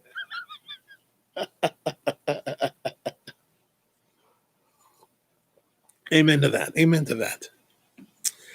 And did I put charcuterie in the bolognese? Tony asked. No, you know what? I started with, I actually have some bacon from what's it called? The German place. Binkert's. And when I was thinking about it, driving over to the roastery today, I was thinking, I'm going to use that started as a base. It just slipped my mind. I actually used a combination of ground beef and ground pork. And it wasn't until I was almost done that I opened the fridge and I was like, oh my gosh, the bacon. That would have probably helped. But I did start it off, instead of using like vegetable oil or olive oil to fry the mirepoix, I actually used lard. I had some lard sitting around. So salami soppressata or even pepperoni. Oh, that sounds like a good idea. Speaking of which, these good ideas. Why is it, Tony, that you have been holding out on us?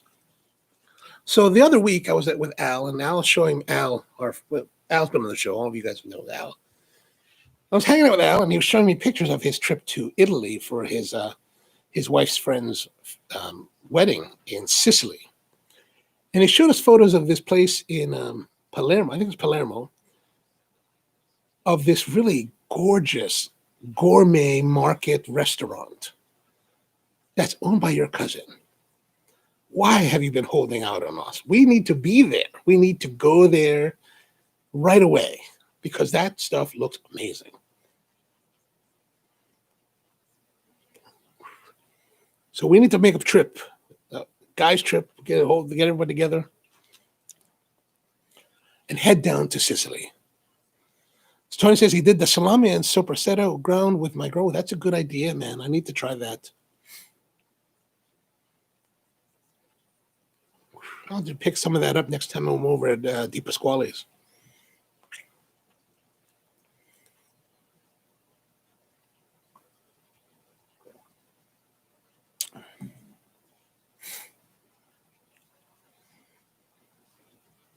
Oh, you've never been? Really? You've never been? How's that possible? Did they not have it when you were there last time? Like back in the 90s? We need to go.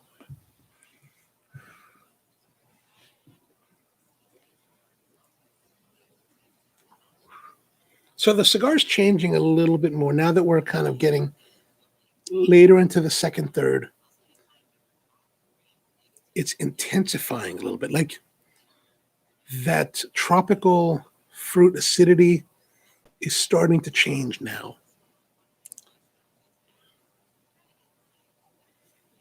It's just starting to change, so I'm not sure what it's changing into.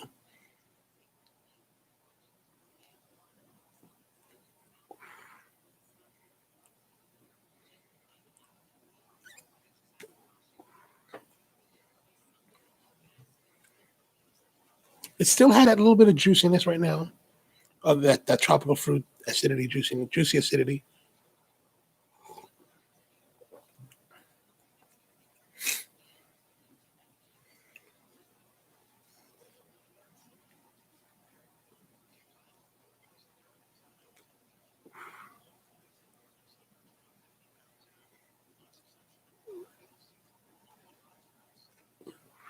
So what shows you guys been watching? Anything interesting? I've been watching Star Trek Discovery still. Tonight is the 4th episode. So far, it's so good. I've been enjoying it.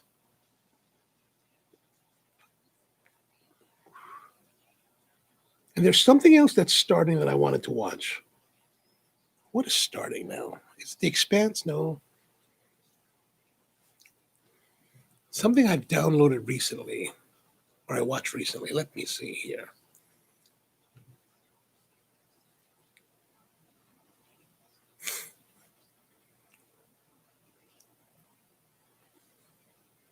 Oh man, that's it. Mandalorian. The Mandalorian is back. I don't know if you've seen it yet yourselves, but the Mandalorian has started again, and it is rolling well.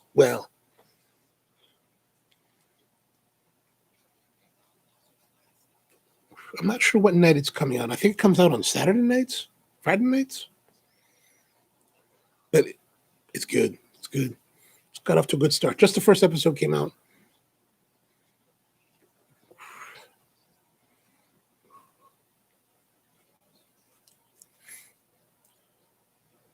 Ah, your cousin had the bakery when you were there. I see. Okay. So now he's evolution into this market restaurant. I mean, the photos looked fantastic. Like a bigger, better Di Pasquale's kind of place. Like just more immaculate. And yes, Rusty, when you come down, we'll definitely have to get together with Tony and have this big meal. Love Revolution. What's that about? That's interesting to hear. I'm not familiar with that. Another show that I watched over the weekend, and I actually binged the entire season. It was really that good. Of course, it's a short season. It's only 8 episodes, and it's on Apple Plus. It's a show called Tehran, and it's actually a show from an Israeli show about an Israeli spy that is inserted into Tehran, and she's trying to disable the radar systems around their nuclear facilities so that they can do an airstrike. So it's 8 episodes, and it's actually really well done. I mean, I watched like the first 2 episodes the first night,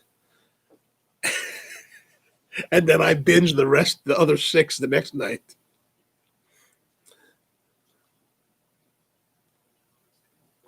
And then Rusty's asking, have you watched Cobra Kai yet? Season 3 is in early 2021. Yes. Yeah, actually, I know that Netflix recently picked up Cobra Kai and released it on their network. So people this past summer have been really talking about it. But it actually came out like 3 years ago on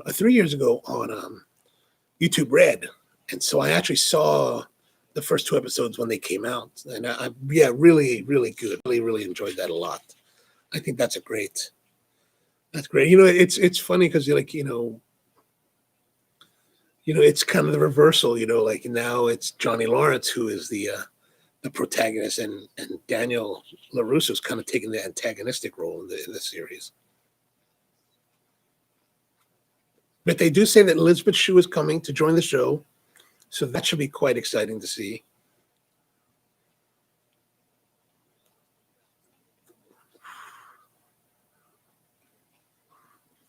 French Revolution with zombies. Ah, that's okay. La Revolution with zombies.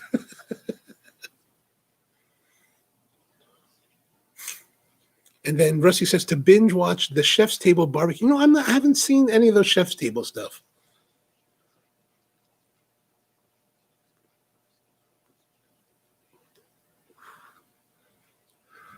If you've seen on Netflix there's that one series about tacos.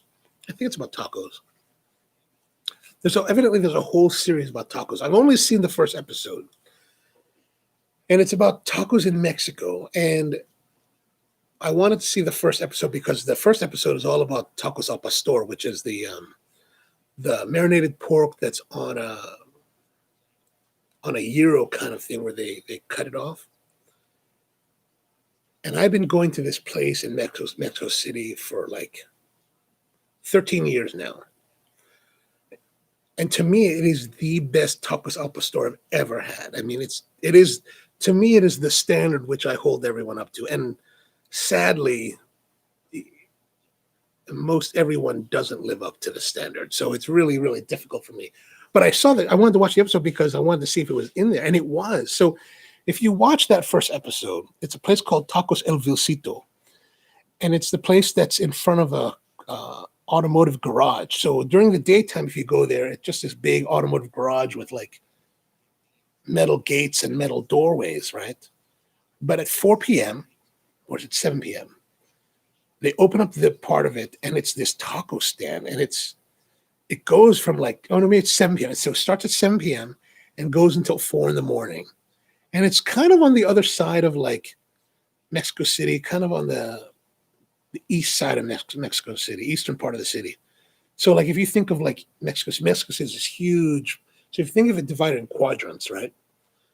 It's on the eastern quadrant. It's the eastern half of the city, and on a street called Universidad. And man, it's beautiful. I mean, the way these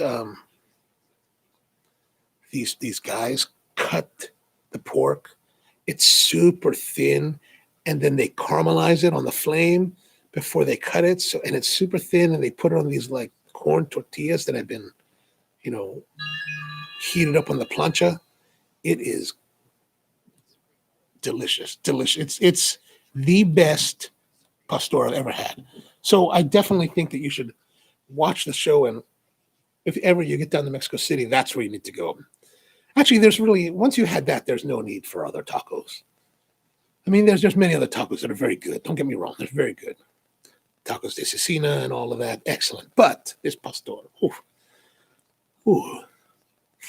Taco Chronicles. Yes, that's it. So George says he's watching Godfather of Harlem on Encore, 1930s Gangsters. Oh, I like that kind of thing. Oh, I like that. That sounds interesting. I have to check that out.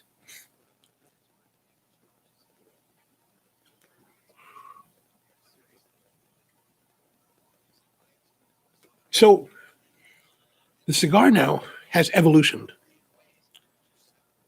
The tropical acidity has diminished, has become more muted, and the strength has intensified. So it's definitely a lot of the tobacco, more leather, a little bit of more spice, but the strength has intensified.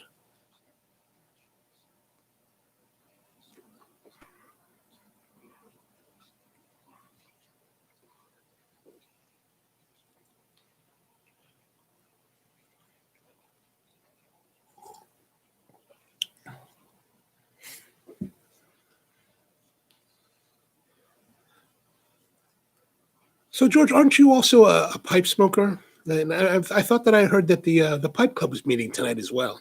Were you also able to participate with those guys?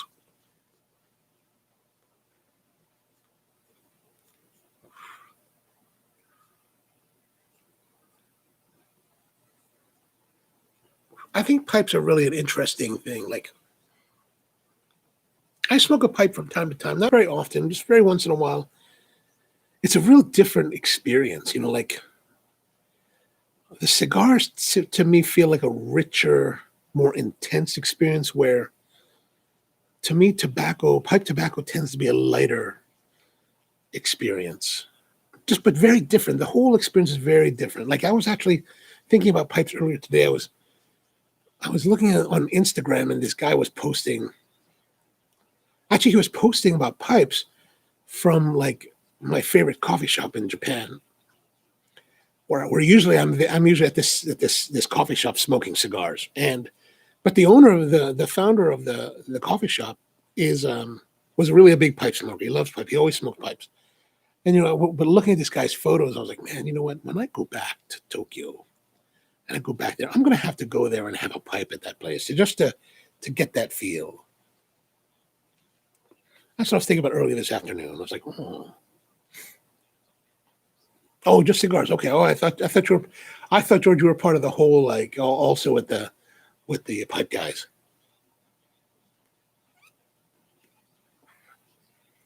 My bad.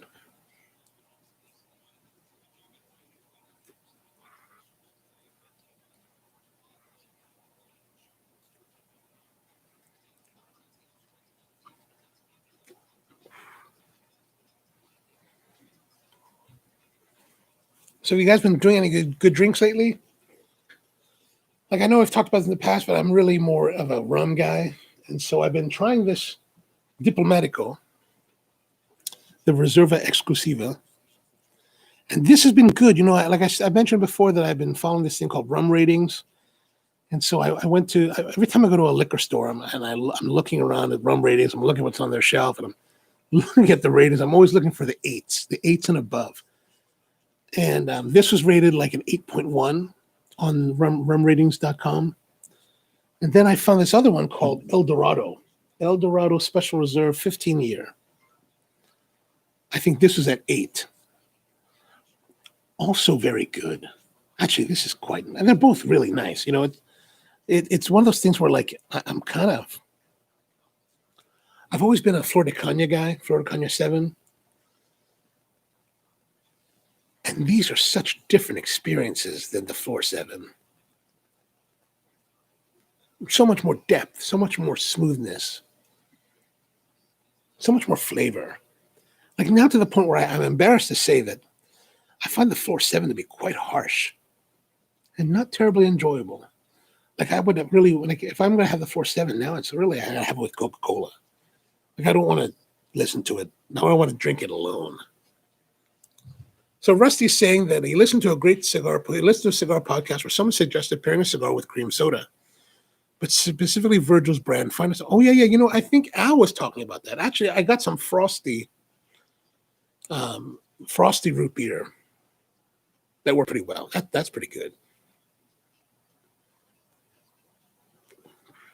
And George says, I should explore rums. I've been a bourbon guy for years. Time took me. Yeah, I've enjoyed bourbons. But I guess I'm relatively pedestrian in my bourbon drinking. Like, I've always liked Maker's Mark. I don't know but then again, Maker's Mark, I don't know. I've never really explored heavy into bourbons. I like the Maker's Mark. I know that's relatively mainstream as far as bourbon go, but I have had things like Rowan's Creek. I've had that. I like that. There's the one that they sent me a scarf for the bottle. Like this. Maybe that's Maker's Mark. But there's another brand that I've had, and I can't remember. It's been such a long time since I've drank.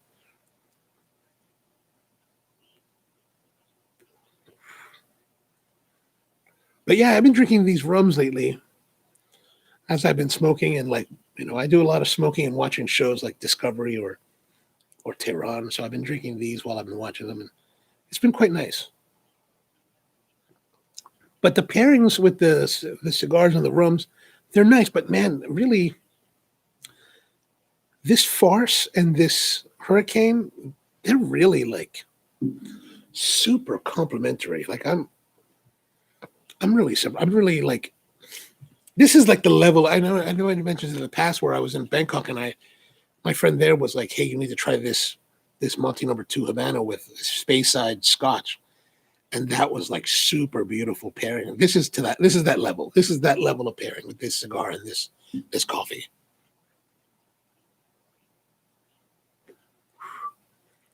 And then Tony says the rum he finds interesting is the Zafra Master series, aged in bourbon cask. It's delicious. Oh, I've tried that. I've seen that one around. I'm not sure what that's. I'm not sure what number that gets on the rum rating is. I believe that it's under 8. And since I'm not, I'll have to give that a try. I've been a little bit, I guess, snobby in my buying but since I found this rum ratings, I'm really only looking for 8 and above. But I do need to branch out a little bit more as well in the rum area to the Zafra. I like rums that are smooth, richly flavored, and just slightly sweet. Not too sweet, just a little bit of sweetness. There's this one rum that's produced in the Philippines called Don Papa. That's really sweet. It's like super syrupy, sugary sweet. I'm not a fan of that. That's a little bit too much. There's another one that's made by Sully Delay in Germany. He has one that's made from it, and it's under his packaging, the Delay as well. And he's got this rum that's really smooth, and it's got a nice sweetness to it. I think, well, I haven't really tried. I've only got like this much left in the bottle, so I haven't drank it in like many months. So I'm not really sure exactly how that compares to this El Dorado, and the Diplomatico. But it is very good. It is very good. And George says the bourbon can be hard to drink in the summer because with the humidity and the heat. Oh, okay. I think I can see that. I must say that I had an indulgence years ago that I haven't done in many years, but that I really liked was Southern Comfort and 7-Up. You know, when you get that proportion correct, it really is like drinking like a sweet 7-Up. I enjoyed that a lot too. I enjoyed that. I've never really drank it outside of a couple times years ago, but I remember enjoying it a lot. And then for 4th of July, I really enjoy getting Gosling's Black Label rum and Lipton powdered tea. And so usually on the 4th of July, I'll spend the entire day with a big cup filled with ice and with some kind of mixture of those two. I don't know the proportions. I'm just kind of dumping it and just drinking all day. So pretty much I'm buzzing the whole 4th of July. Like all 4th of July, I'm just drinking that. Like this past 4th of July, I had my big like metal thermos. I'm at my cousin's house. She's got this beautiful pool. We're just sitting around.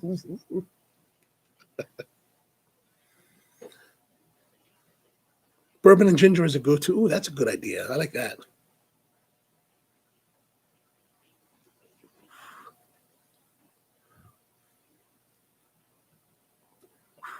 Yeah, you know that, Rusty, going back to that Virgil's, I think that was something I know Al had talked about on this show. That sounded real good. And I did try that. That's really a nice, yeah, that creaminess of the root beer really goes well.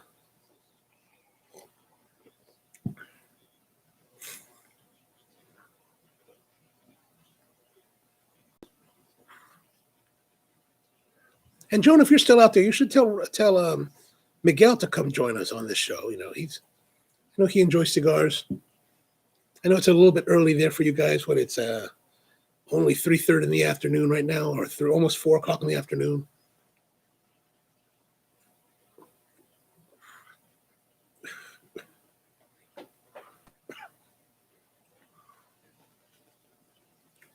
Oh, is it almost 5? Oh, it's only a 5-hour difference now. Okay.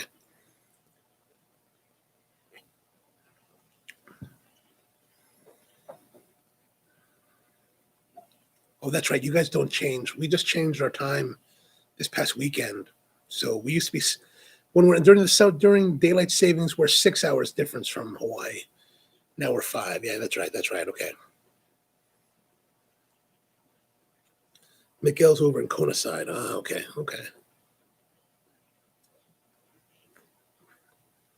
And you know what? That's what I liked about Hawaii. The nice about Hawaii is that there's no daylight savings. What I like about Hawaii the most is that, like, there's no long there's no long days. Like here during the summer, as you know, it gets like dark at 9 o'clock. Hawaii's always like dark. It starts at sunset around 7:30, but it's 7:30 all year, and I really enjoyed that the most. just always consistent. I'm not a big fan of the darkness. I'm not a big fan of the cold. I like 85 degrees, low humidity, cool breezes. I prefer that.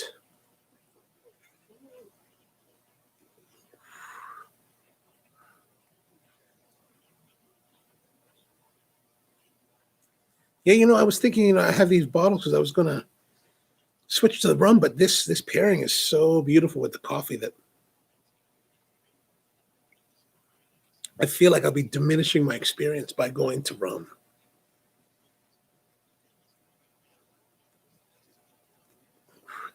So how's our connection tonight? I made a change in the way that I set up the live stream, because typically I'm running the live stream via Wi-Fi to the modem from the laptop. But I know we've had some connection issues over the last, in the last several episodes. So I decided to go with Ethernet connection because I've always heard that Ethernet would be more stable. And so has it been? I guess I'm presuming it's been more stable tonight, which is great. Like I'm not seeing any lag, and like I know some weeks we've had problems where I would lose connection at least on the chat side, so I would have to dig it up on the phone or something. But good. I'm glad to see that the connection is good, no delays, and only one's had a scrolling circle. Okay, good. So that's what it looks like. It's working out much better. I was hoping that when I connected to the Ethernet, so I set it up yesterday and ran some speed tests. Turns out that, so I'm getting about 4 to 5 megabits per second upload speed, and maybe 30 on the download. And I was thinking that, okay, if I use the wired connection, it would be better. But after checking it out and then talking to some people online, turns out that Comcast throttles everything depending upon your plan. So I do have the cheapest plan that I could find. So I guess the 5 megabit upload speed is really limited. It's really the limit of the plan that I have because it's equal on the Ethernet connection as well as on the wireless. But if it's more stable, that's fine. Because they say that 5 megabits a second is a solid connection for uploading for live streaming. Oh, good, George. No delays. Excellent.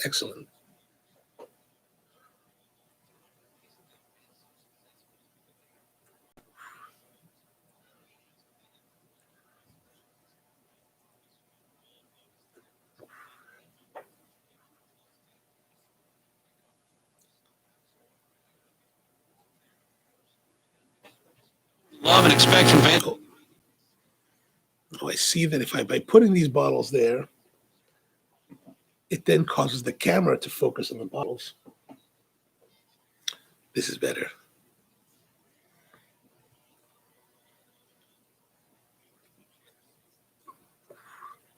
Okay, we're at that weird time of year where we're getting 60-degree weather, 70-degree weather during the day, but now it's getting to the 40s. In this room I can feel it because I've got the exhaust running, so it sucks a lot of the air out and kind of exacerbates the temperatures. So right now my feet are chilly.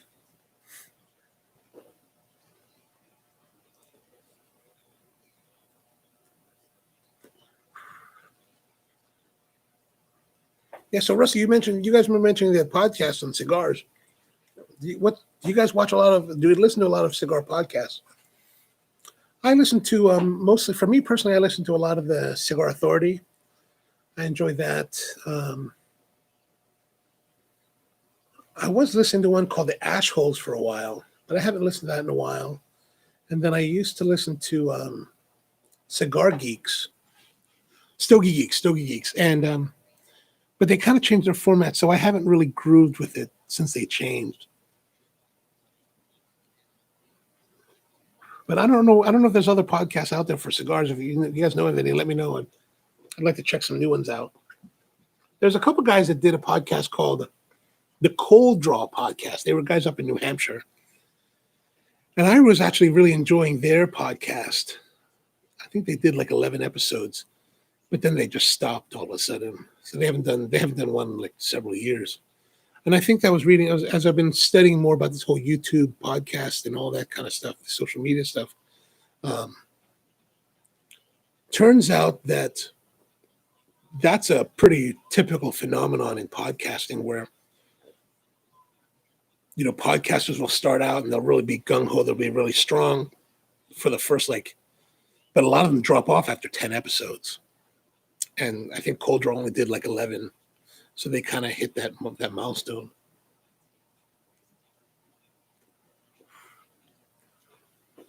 But podcasting can be tough. I used to do a podcast with a friend of mine about 12 years ago on coffee. It was called portafilter.net. We did that for 3 years, 78 episodes, pretty much almost weekly. And that was a bit of work. It was a lot of fun, and we did these really, people would complain about it because it was really long, 2 to 3 hours at a time. And we really treated it more like a morning drive show, like a radio show where we just kind of talk about coffee and what's going on in the industry and just banter back and forth for 2-3 hours. And people complained, they're oh, you should make it 15 minutes. And, we thought, but, it's back then we're thinking, it's more like we wanted that morning drive. So, if you want to listen 15 minutes, listen 15 minutes, and the next day listen 15 minutes, because we don't do it once a week. But it takes a while to do it. It's a shame we did stop because that would have been the longest running coffee podcast in the business today if we kept going. So Rusty says, I don't know if they are podcasts, but I like to watch the Boveda content on YouTube. Oh, that's a good one. And I just watched an episode of the Privada Cigar Club on YouTube as well. Oh, okay. And they had an episode on coffee and cigars. Not as good as this show. I'll have to check out that one, the Privada Cigar Club. There's that one guy called Cigar Obsession on YouTube. He does 10-minute review videos. They're pretty good. He's down in Florida. I watch that from time to time. And there's also that guy, Jeremy Sears, Siers. He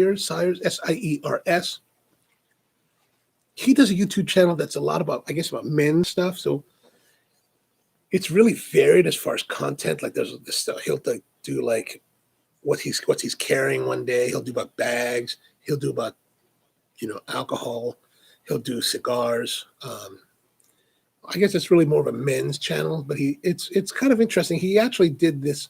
I guess he's really into cigars because he actually built his YouTube studio as a cigar room, and it's really, really well. It's really pretty. It's really well done.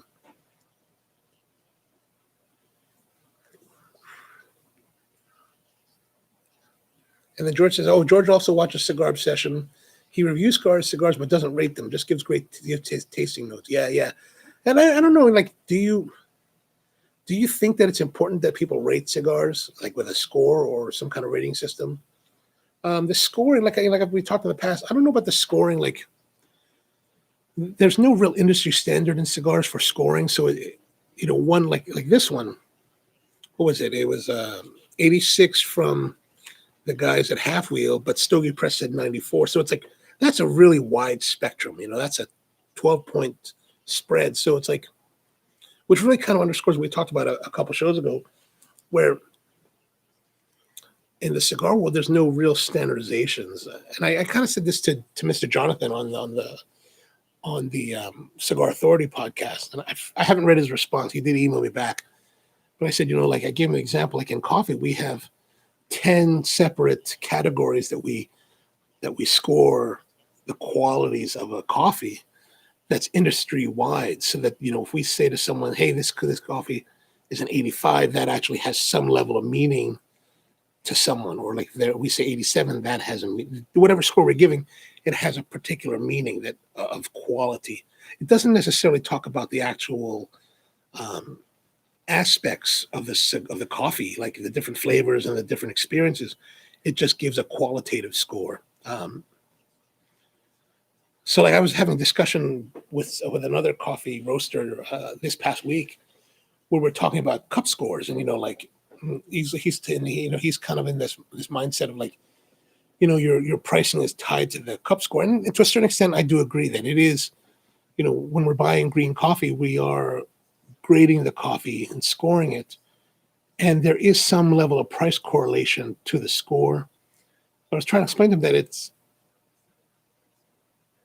I believe that he's just a roaster that is buying coffee from importers.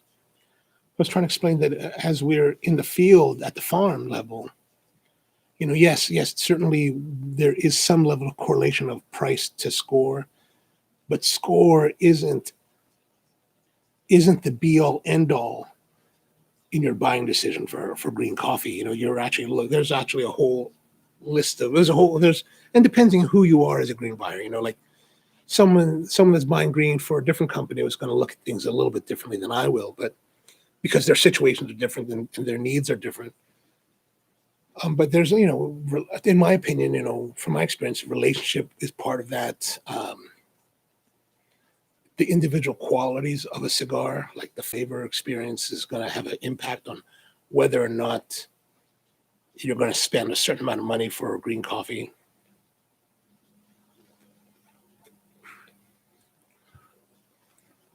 Yeah, George saying no, scoring is just subjective. Yes, yeah. And I think that's one of the difficulties with the scoring in cigars is that it's just so subjective. I would like to have more of an objective look at scoring. I did like how Stogie Geeks in there, I think they're still carrying it this way, in their old format was they had this system where they would talk about, I forgot exactly the categories they were using, but one of them was box buy. Like this cigar is to a certain level that you'd want to buy a box. And I thought the way they handled it was really good because it's less trying to pretend we're giving an objective review of it and really just going upon the experience. Like this is something that's worth 5 sticks, a 5-pack. Or this is the cigar that's worth a box, or the one that's like, you must get at all costs. And I forgot the exact categories they're using.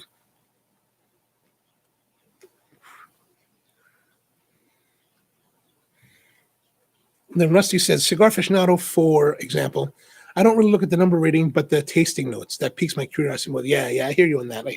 But I must say, with someone like Cigar aficionado, because they've been doing it for so long, I think their numbering has a little bit more weight. Like if I see a higher number, like a 90 plus number in Cigar aficionado, I'll definitely read the tasting notes more and give it a little bit more consideration. Well, and I think that's really more because they've been doing it for such a long time, I think, at least in my part. And then Joan's saying for green coffee, it's all about relationships. When we make a coffee and cup it, we think of which client would appreciate that individual coffee the best. Yeah, I agree with you on that.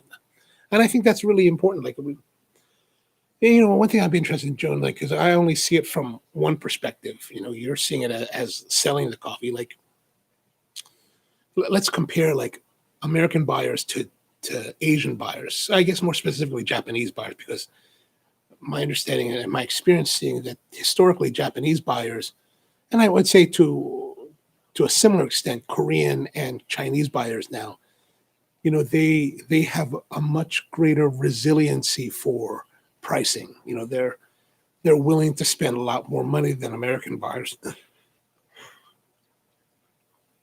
But have you, Joan, in your case, are there certain flavor profiles that appeal more to Japanese buyers or other Asian buyers more so than American? And what would those be?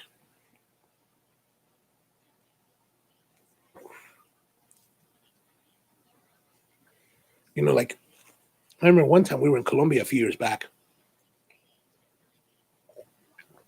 and we were doing the Taste of Harvest auction for with the Federación, and we were in Armenia, and I was with Toro Suzuki.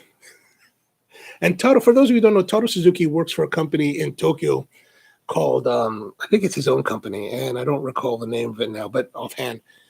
But Toro's just really, really fun guy to hang out with, and he's really a good buyer. He speaks Spanish with this crazy Japanese accent, which I just find fantastic to listen to. But we're at this auction, and I'm an American buyer, so I'm kind of limited to how much I'm going to spend on a coffee. And we're at this auction, and he's trying to get everybody to spend more. He's always like, "You need to raise your paddle." I was like, "No, I can't raise my paddle, because if I raise my paddle and I do end up with the coffee, I can't afford to pay for it." So Joan says Taiwan is a good example. Their cuisine is super bold. Think of stinky tofu.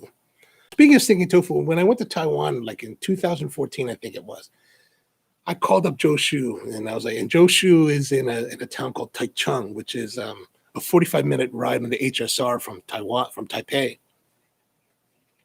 So I went down to see Joe, and we're hanging out at his Osir Coffee. So we go out to dinner, and that's when I finally had stinky tofu. And I tried it. That is definitely an extreme flavor. I'm, as much as I'm Asian, I grew up in America, so I've got very Americanized taste in a lot of respects. So that stinky tofu is, man, that's an experience.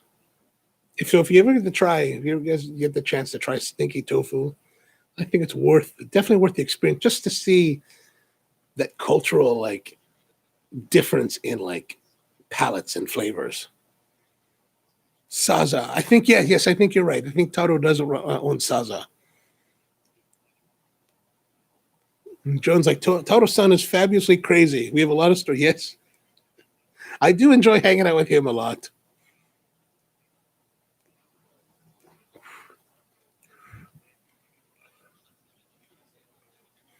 And Joan says, Taiwan, the types of natural dried coffees we sell there would be considered too fermented by some. Oh, yeah.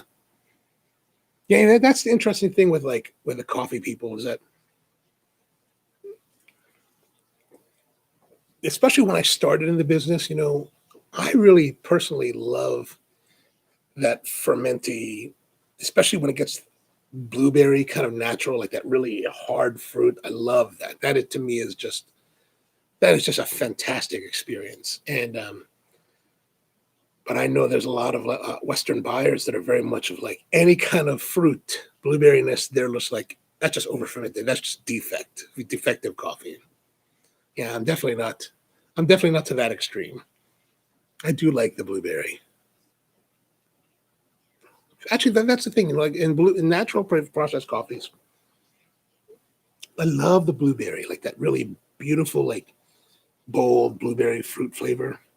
But I haven't had in the recent years. I haven't had one that tickled me that way. Like the ones that really outstanding in my mind are the 2003 Harar from Ethiopia and the 2007 Edido Misty Valley. Had this beautiful super blueberry. Like, man, it was just like, I haven't had that in years. I'd love to find some more of that.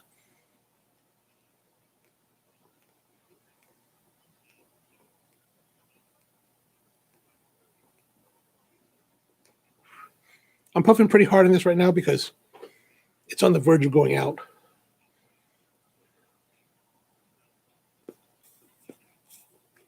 Oh, I'm glad you like that summary. Thank you, Joan.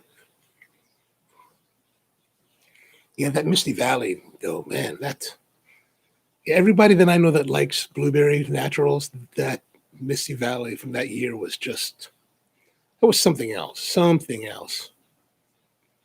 And actually, Abdullah Bagersh that makes the Misty Valley, he when the ECX started, and those of you that are not familiar with coffee, the ECX is the Ethiopia Coffee Exchange. And so right after the 2007 Misty Valley came out, so I think around 2008, 2009, Ethiopia decided to change the way they sell coffee to the world. Now, this is really early when I was starting to buy coffee, so I don't really know how the system worked that well back then. But you could buy coffee directly from farms like Abdullah separately, and then work your own importation, and then import to the United States or wherever your country you're in. But after that period, Ethiopia did the ECX, and so everything had to go through this exchange. So it became very difficult to buy coffees directly. They would all go through the government. And I think they were trying to model themselves more after Colombia's federation, to control their output, and but that eliminated a lot of the uniqueness to Ethiopian coffees. And so people like Samuel Demise from Kefa Coffee, which is actually based here in Baltimore, he got a lot of business because he was able to, through his contacts, his family in Ethiopia was able to bring more of the interesting Ethiopians to the United States. So he did very good with that. But the last time I saw Abdullah was actually 2 years ago when I saw him. I saw him again last year, but 2 years ago was when they were about to change the ECX again. And I do believe, I don't buy too much Ethiopia, so I don't really know exactly how it works, but they were getting rid of the ECX, or they were changing it significantly so that people like Abdullah could sell again directly to buyers like myself. And so that's supposed to have started, and I'm not sure exactly where we are in that because, like I said, I haven't bought too much Ethiopia recently, the last several years. So the cigar has gone out, but it's good. It's good. It's got this nice strength. It's not too strong. I'd say it's probably about medium plus in strength, but I'm going to relight and carry it on until we can no longer smoke.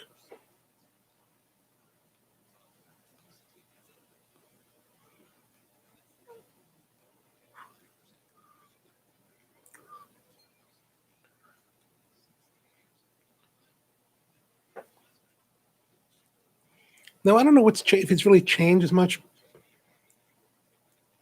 or it's just the natural progression. Like, I think the strength has increased.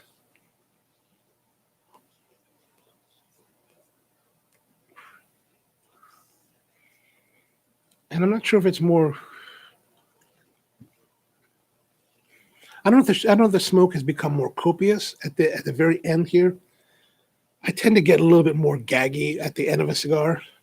Like I'm inhaling too much of the smoke and I want to choke on it and cough a little bit. I'm trying not to. So if you see me cringe, that's why.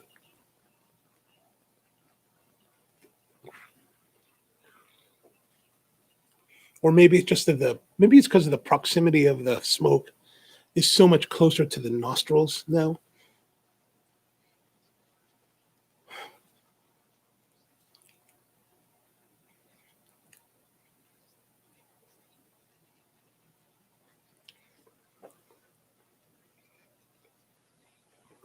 But it's still very good. And the coffee is really cooled down.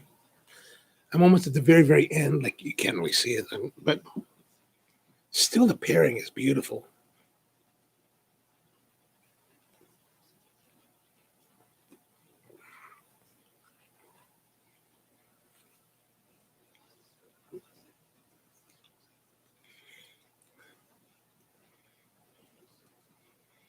I mean, I would highly recommend getting the Farce and getting this Hurricane Wash coffee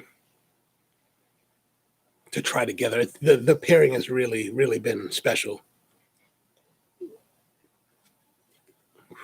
I mean, the pairing is so really wonderful that this is better. This pairing is better. I have to say, I'll be honest. To be honest with all of you, this pairing of these two this coffee and the cigar, is better than even the Esteli that I created, the blend that I created for cigars. This is a much better pairing.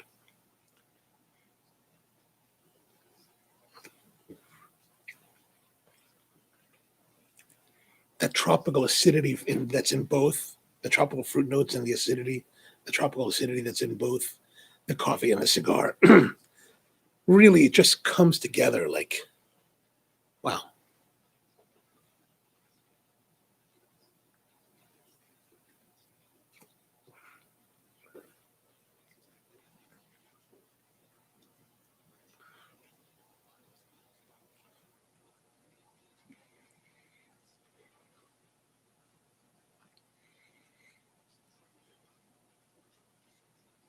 Yeah, this is really good. This is really good.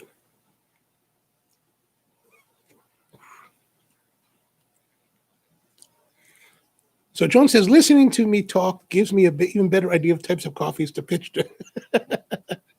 And that's exactly what relationship coffee is. You learn over time what your client. Yes, yes, I do agree with that. It's interesting you see that because I think about that with well, actually, I think about that with clothing. Like I have some shirts that are custom made, and I had some shoes that are made, and then I'm actually working with a cobbler right now in Falls Church, Virginia, to recraft these old shoes that I had. And it's actually been this with him. It's been this long process of having the shoes recrafted, and we're talking completely rebuilt from basically the only thing that's left were the leather uppers that were pretty darn worn. And so he recreated the lining, he recreated the soles and the footbed and everything. And so, I'm still waiting for them to be. He just shipped them out to me just yesterday for I think it'll be the final test. But it's a process, and then I think you're right. It's a, like, even with coffee, it's a process of working with your purveyors and you're really just kind of learning and exchanging, like with the shoes that I've had made. Like I've had like this one maker that I work with for shoes. I've had 3 pairs made with him, and every pair that I've had made from him, each has gotten progressively better. The more that we've worked together, the more that he's learned my foot and what my foot likes more. It's gotten better each time around. So yeah, I think definitely the relationship is super important. And which goes back to what I was saying with that one roaster that I was talking to, is like, it's so much more than just the score. It's about, your personal likes, your personal dislikes, which is like with cigars, like we can all say that certain cigars are qualitatively good or very good or excellent. But even though a cigar may be excellent, it may not fit your personal taste. It may not fit what you like on your palate. So if it doesn't fit your palate, I think people can tend to say that this is a certain level of cigar, but the enthusiasm for that will be enhanced or diminished by their personal palate.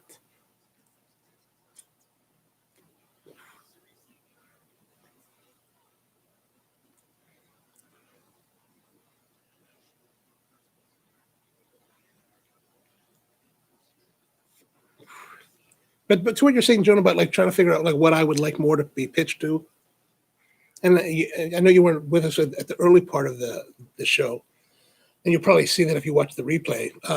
But I did say early on that, like, I think we have reached a point, and this has been the way it has been for several years, I think, that in your case, and also in the case with Z Perez in the Philippines, that I've had enough experience with you and your mom and your husband that I'm very open to try what you're excited about, with what you're feeling excited about, because I already know that what I will receive will be of excellent quality, and I have no concern in that area. So I'm always very open to like trying something new. So that's why in the past, when you've said to me like, oh, we've got this hurricane, whoa, send that to me. I don't need to taste it, just send it to me. Or the sea salt massage, that just sounded fantastic. Let's just go with that. And Tony says, and the palate in relation to cigars is always, yes, absolutely. It's interesting to see that, because I remember years ago, there's this cigar that I have, and I've got a box of it at home. It's in glass tubes. It's a yellow box. Cuesta Rey. Is it Cuesta Rey? It might be Cuesta Rey. And I remember, people talking when we were younger, this is back in the 90s, right? Maybe mid 90s or so. And people were talking about how a cigar has a creamy character. And I remember trying this cigar. And it was the first cigar that I had that had this beautiful creaminess to it, like a just lovely creaminess. And I was like so blown away by this that I bought a box of it. And I think I did smoke more than one. I think I smoked several. But I have this box of glass tubes. They're a box of 10. And I've had them ever since. I've never smoked any of them out of this box. And I've always kind of wondered about going back to them. But my palate has changed so much since those days that part of the reason why I haven't smoked any of them is that I'm a little bit concerned that, yes, while I would love the creaminess, I don't know if the flavor of that cigar would still be satisfying today. So I've kind of shied away from it. I probably should revisit them.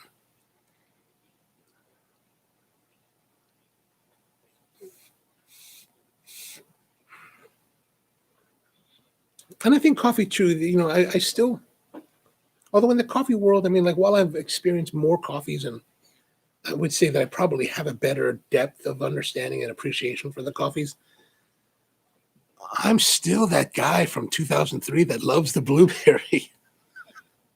I haven't changed too much in that respect.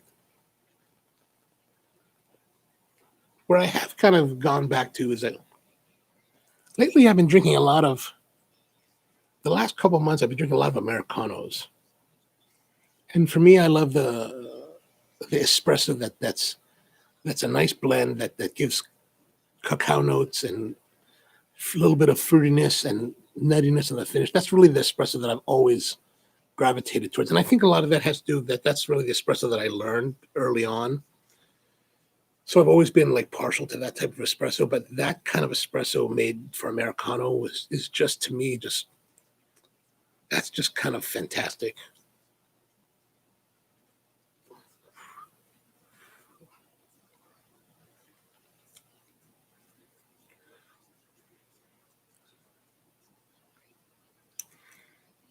So we're getting to the end. The nub here is starting to burn my fingers.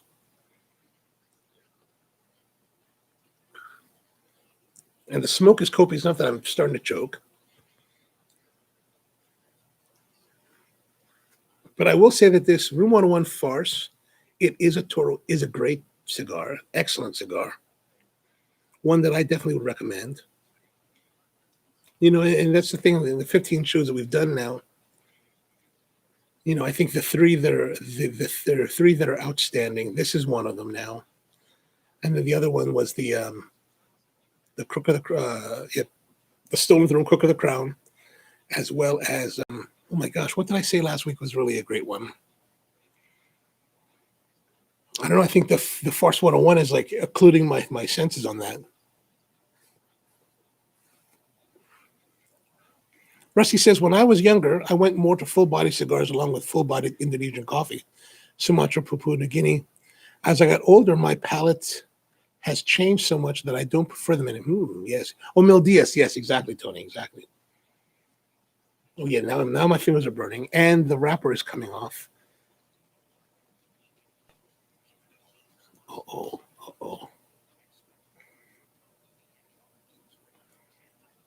Ouch.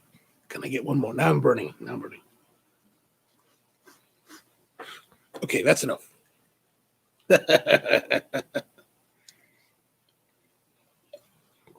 I'm still like wanting to try that Mariva again, that Rocky Patel, the one that had the beetle hole that kind of shut it down in the middle of the smoke that one week. I do have one more of those. I still want to go back to that because I think that started out really gangbusters and then fell apart at that point. But yeah, so there it is, the Room 101 Farce by Matt Booth. Very good. And Tony says he agrees with Rusty and is looking for complexity and flavor. Yeah, absolutely. The complexity, I think the complexity is really nice. Like for me, the lighter strength, but the complexity of like the PG Bellicose Maduro and the what is that, the Abe Flores Siri Privada 1975 SP54 Maduro. Love those two. The beautiful complexity and the flavors just really go well, but it doesn't have the strength. Like where I think that the complexity of the Intemperance Revenge from Roma, again, these are some of my favorite cigars. That has complexity along with that full strength that just keeps on hitting you. I like that. But I don't want a cigar that hits you too much. Like that 2018 Roma Craft La Campagna de Soberana, that pyramid shape, that had a lot of complexity, but man, the strength was just was like punching you. Like it even to this day, like I kind of shy away from it because, man, it just punches you so hard because there's so much strength. Like I remember the first time I was smoking it, or the first few times I'm smoking at our friend Bud's house, and I'm trying to duck from the smoke because it's so like strong. And so Tony says, "Why? This is why I smoke 50 ring gauge or less, mostly Corona Gorda and Lonsdale's just day. Yeah, those are nice sizes. I like that. I'm still more of a Toro guy. Toro, Bellicoso, I like those. I like that 52 size, 52, 54 sometimes.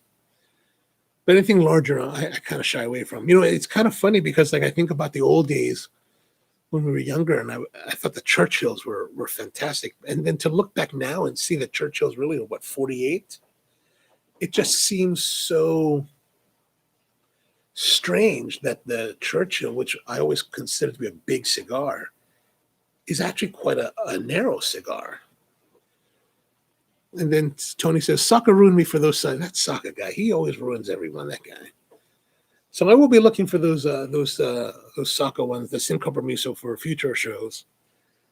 Maybe I'll try to get down to Raul's this weekend to see what he's got in the humidor.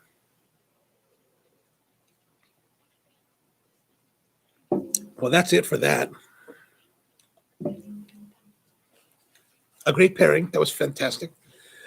So that's, I guess that's pretty much it. Next week, what are we doing next week? I don't know. I have to look it up. Let me look up here. I have to pull up a whole different screen now because the show notes that you can down to, I can't really scroll down unless I pull up the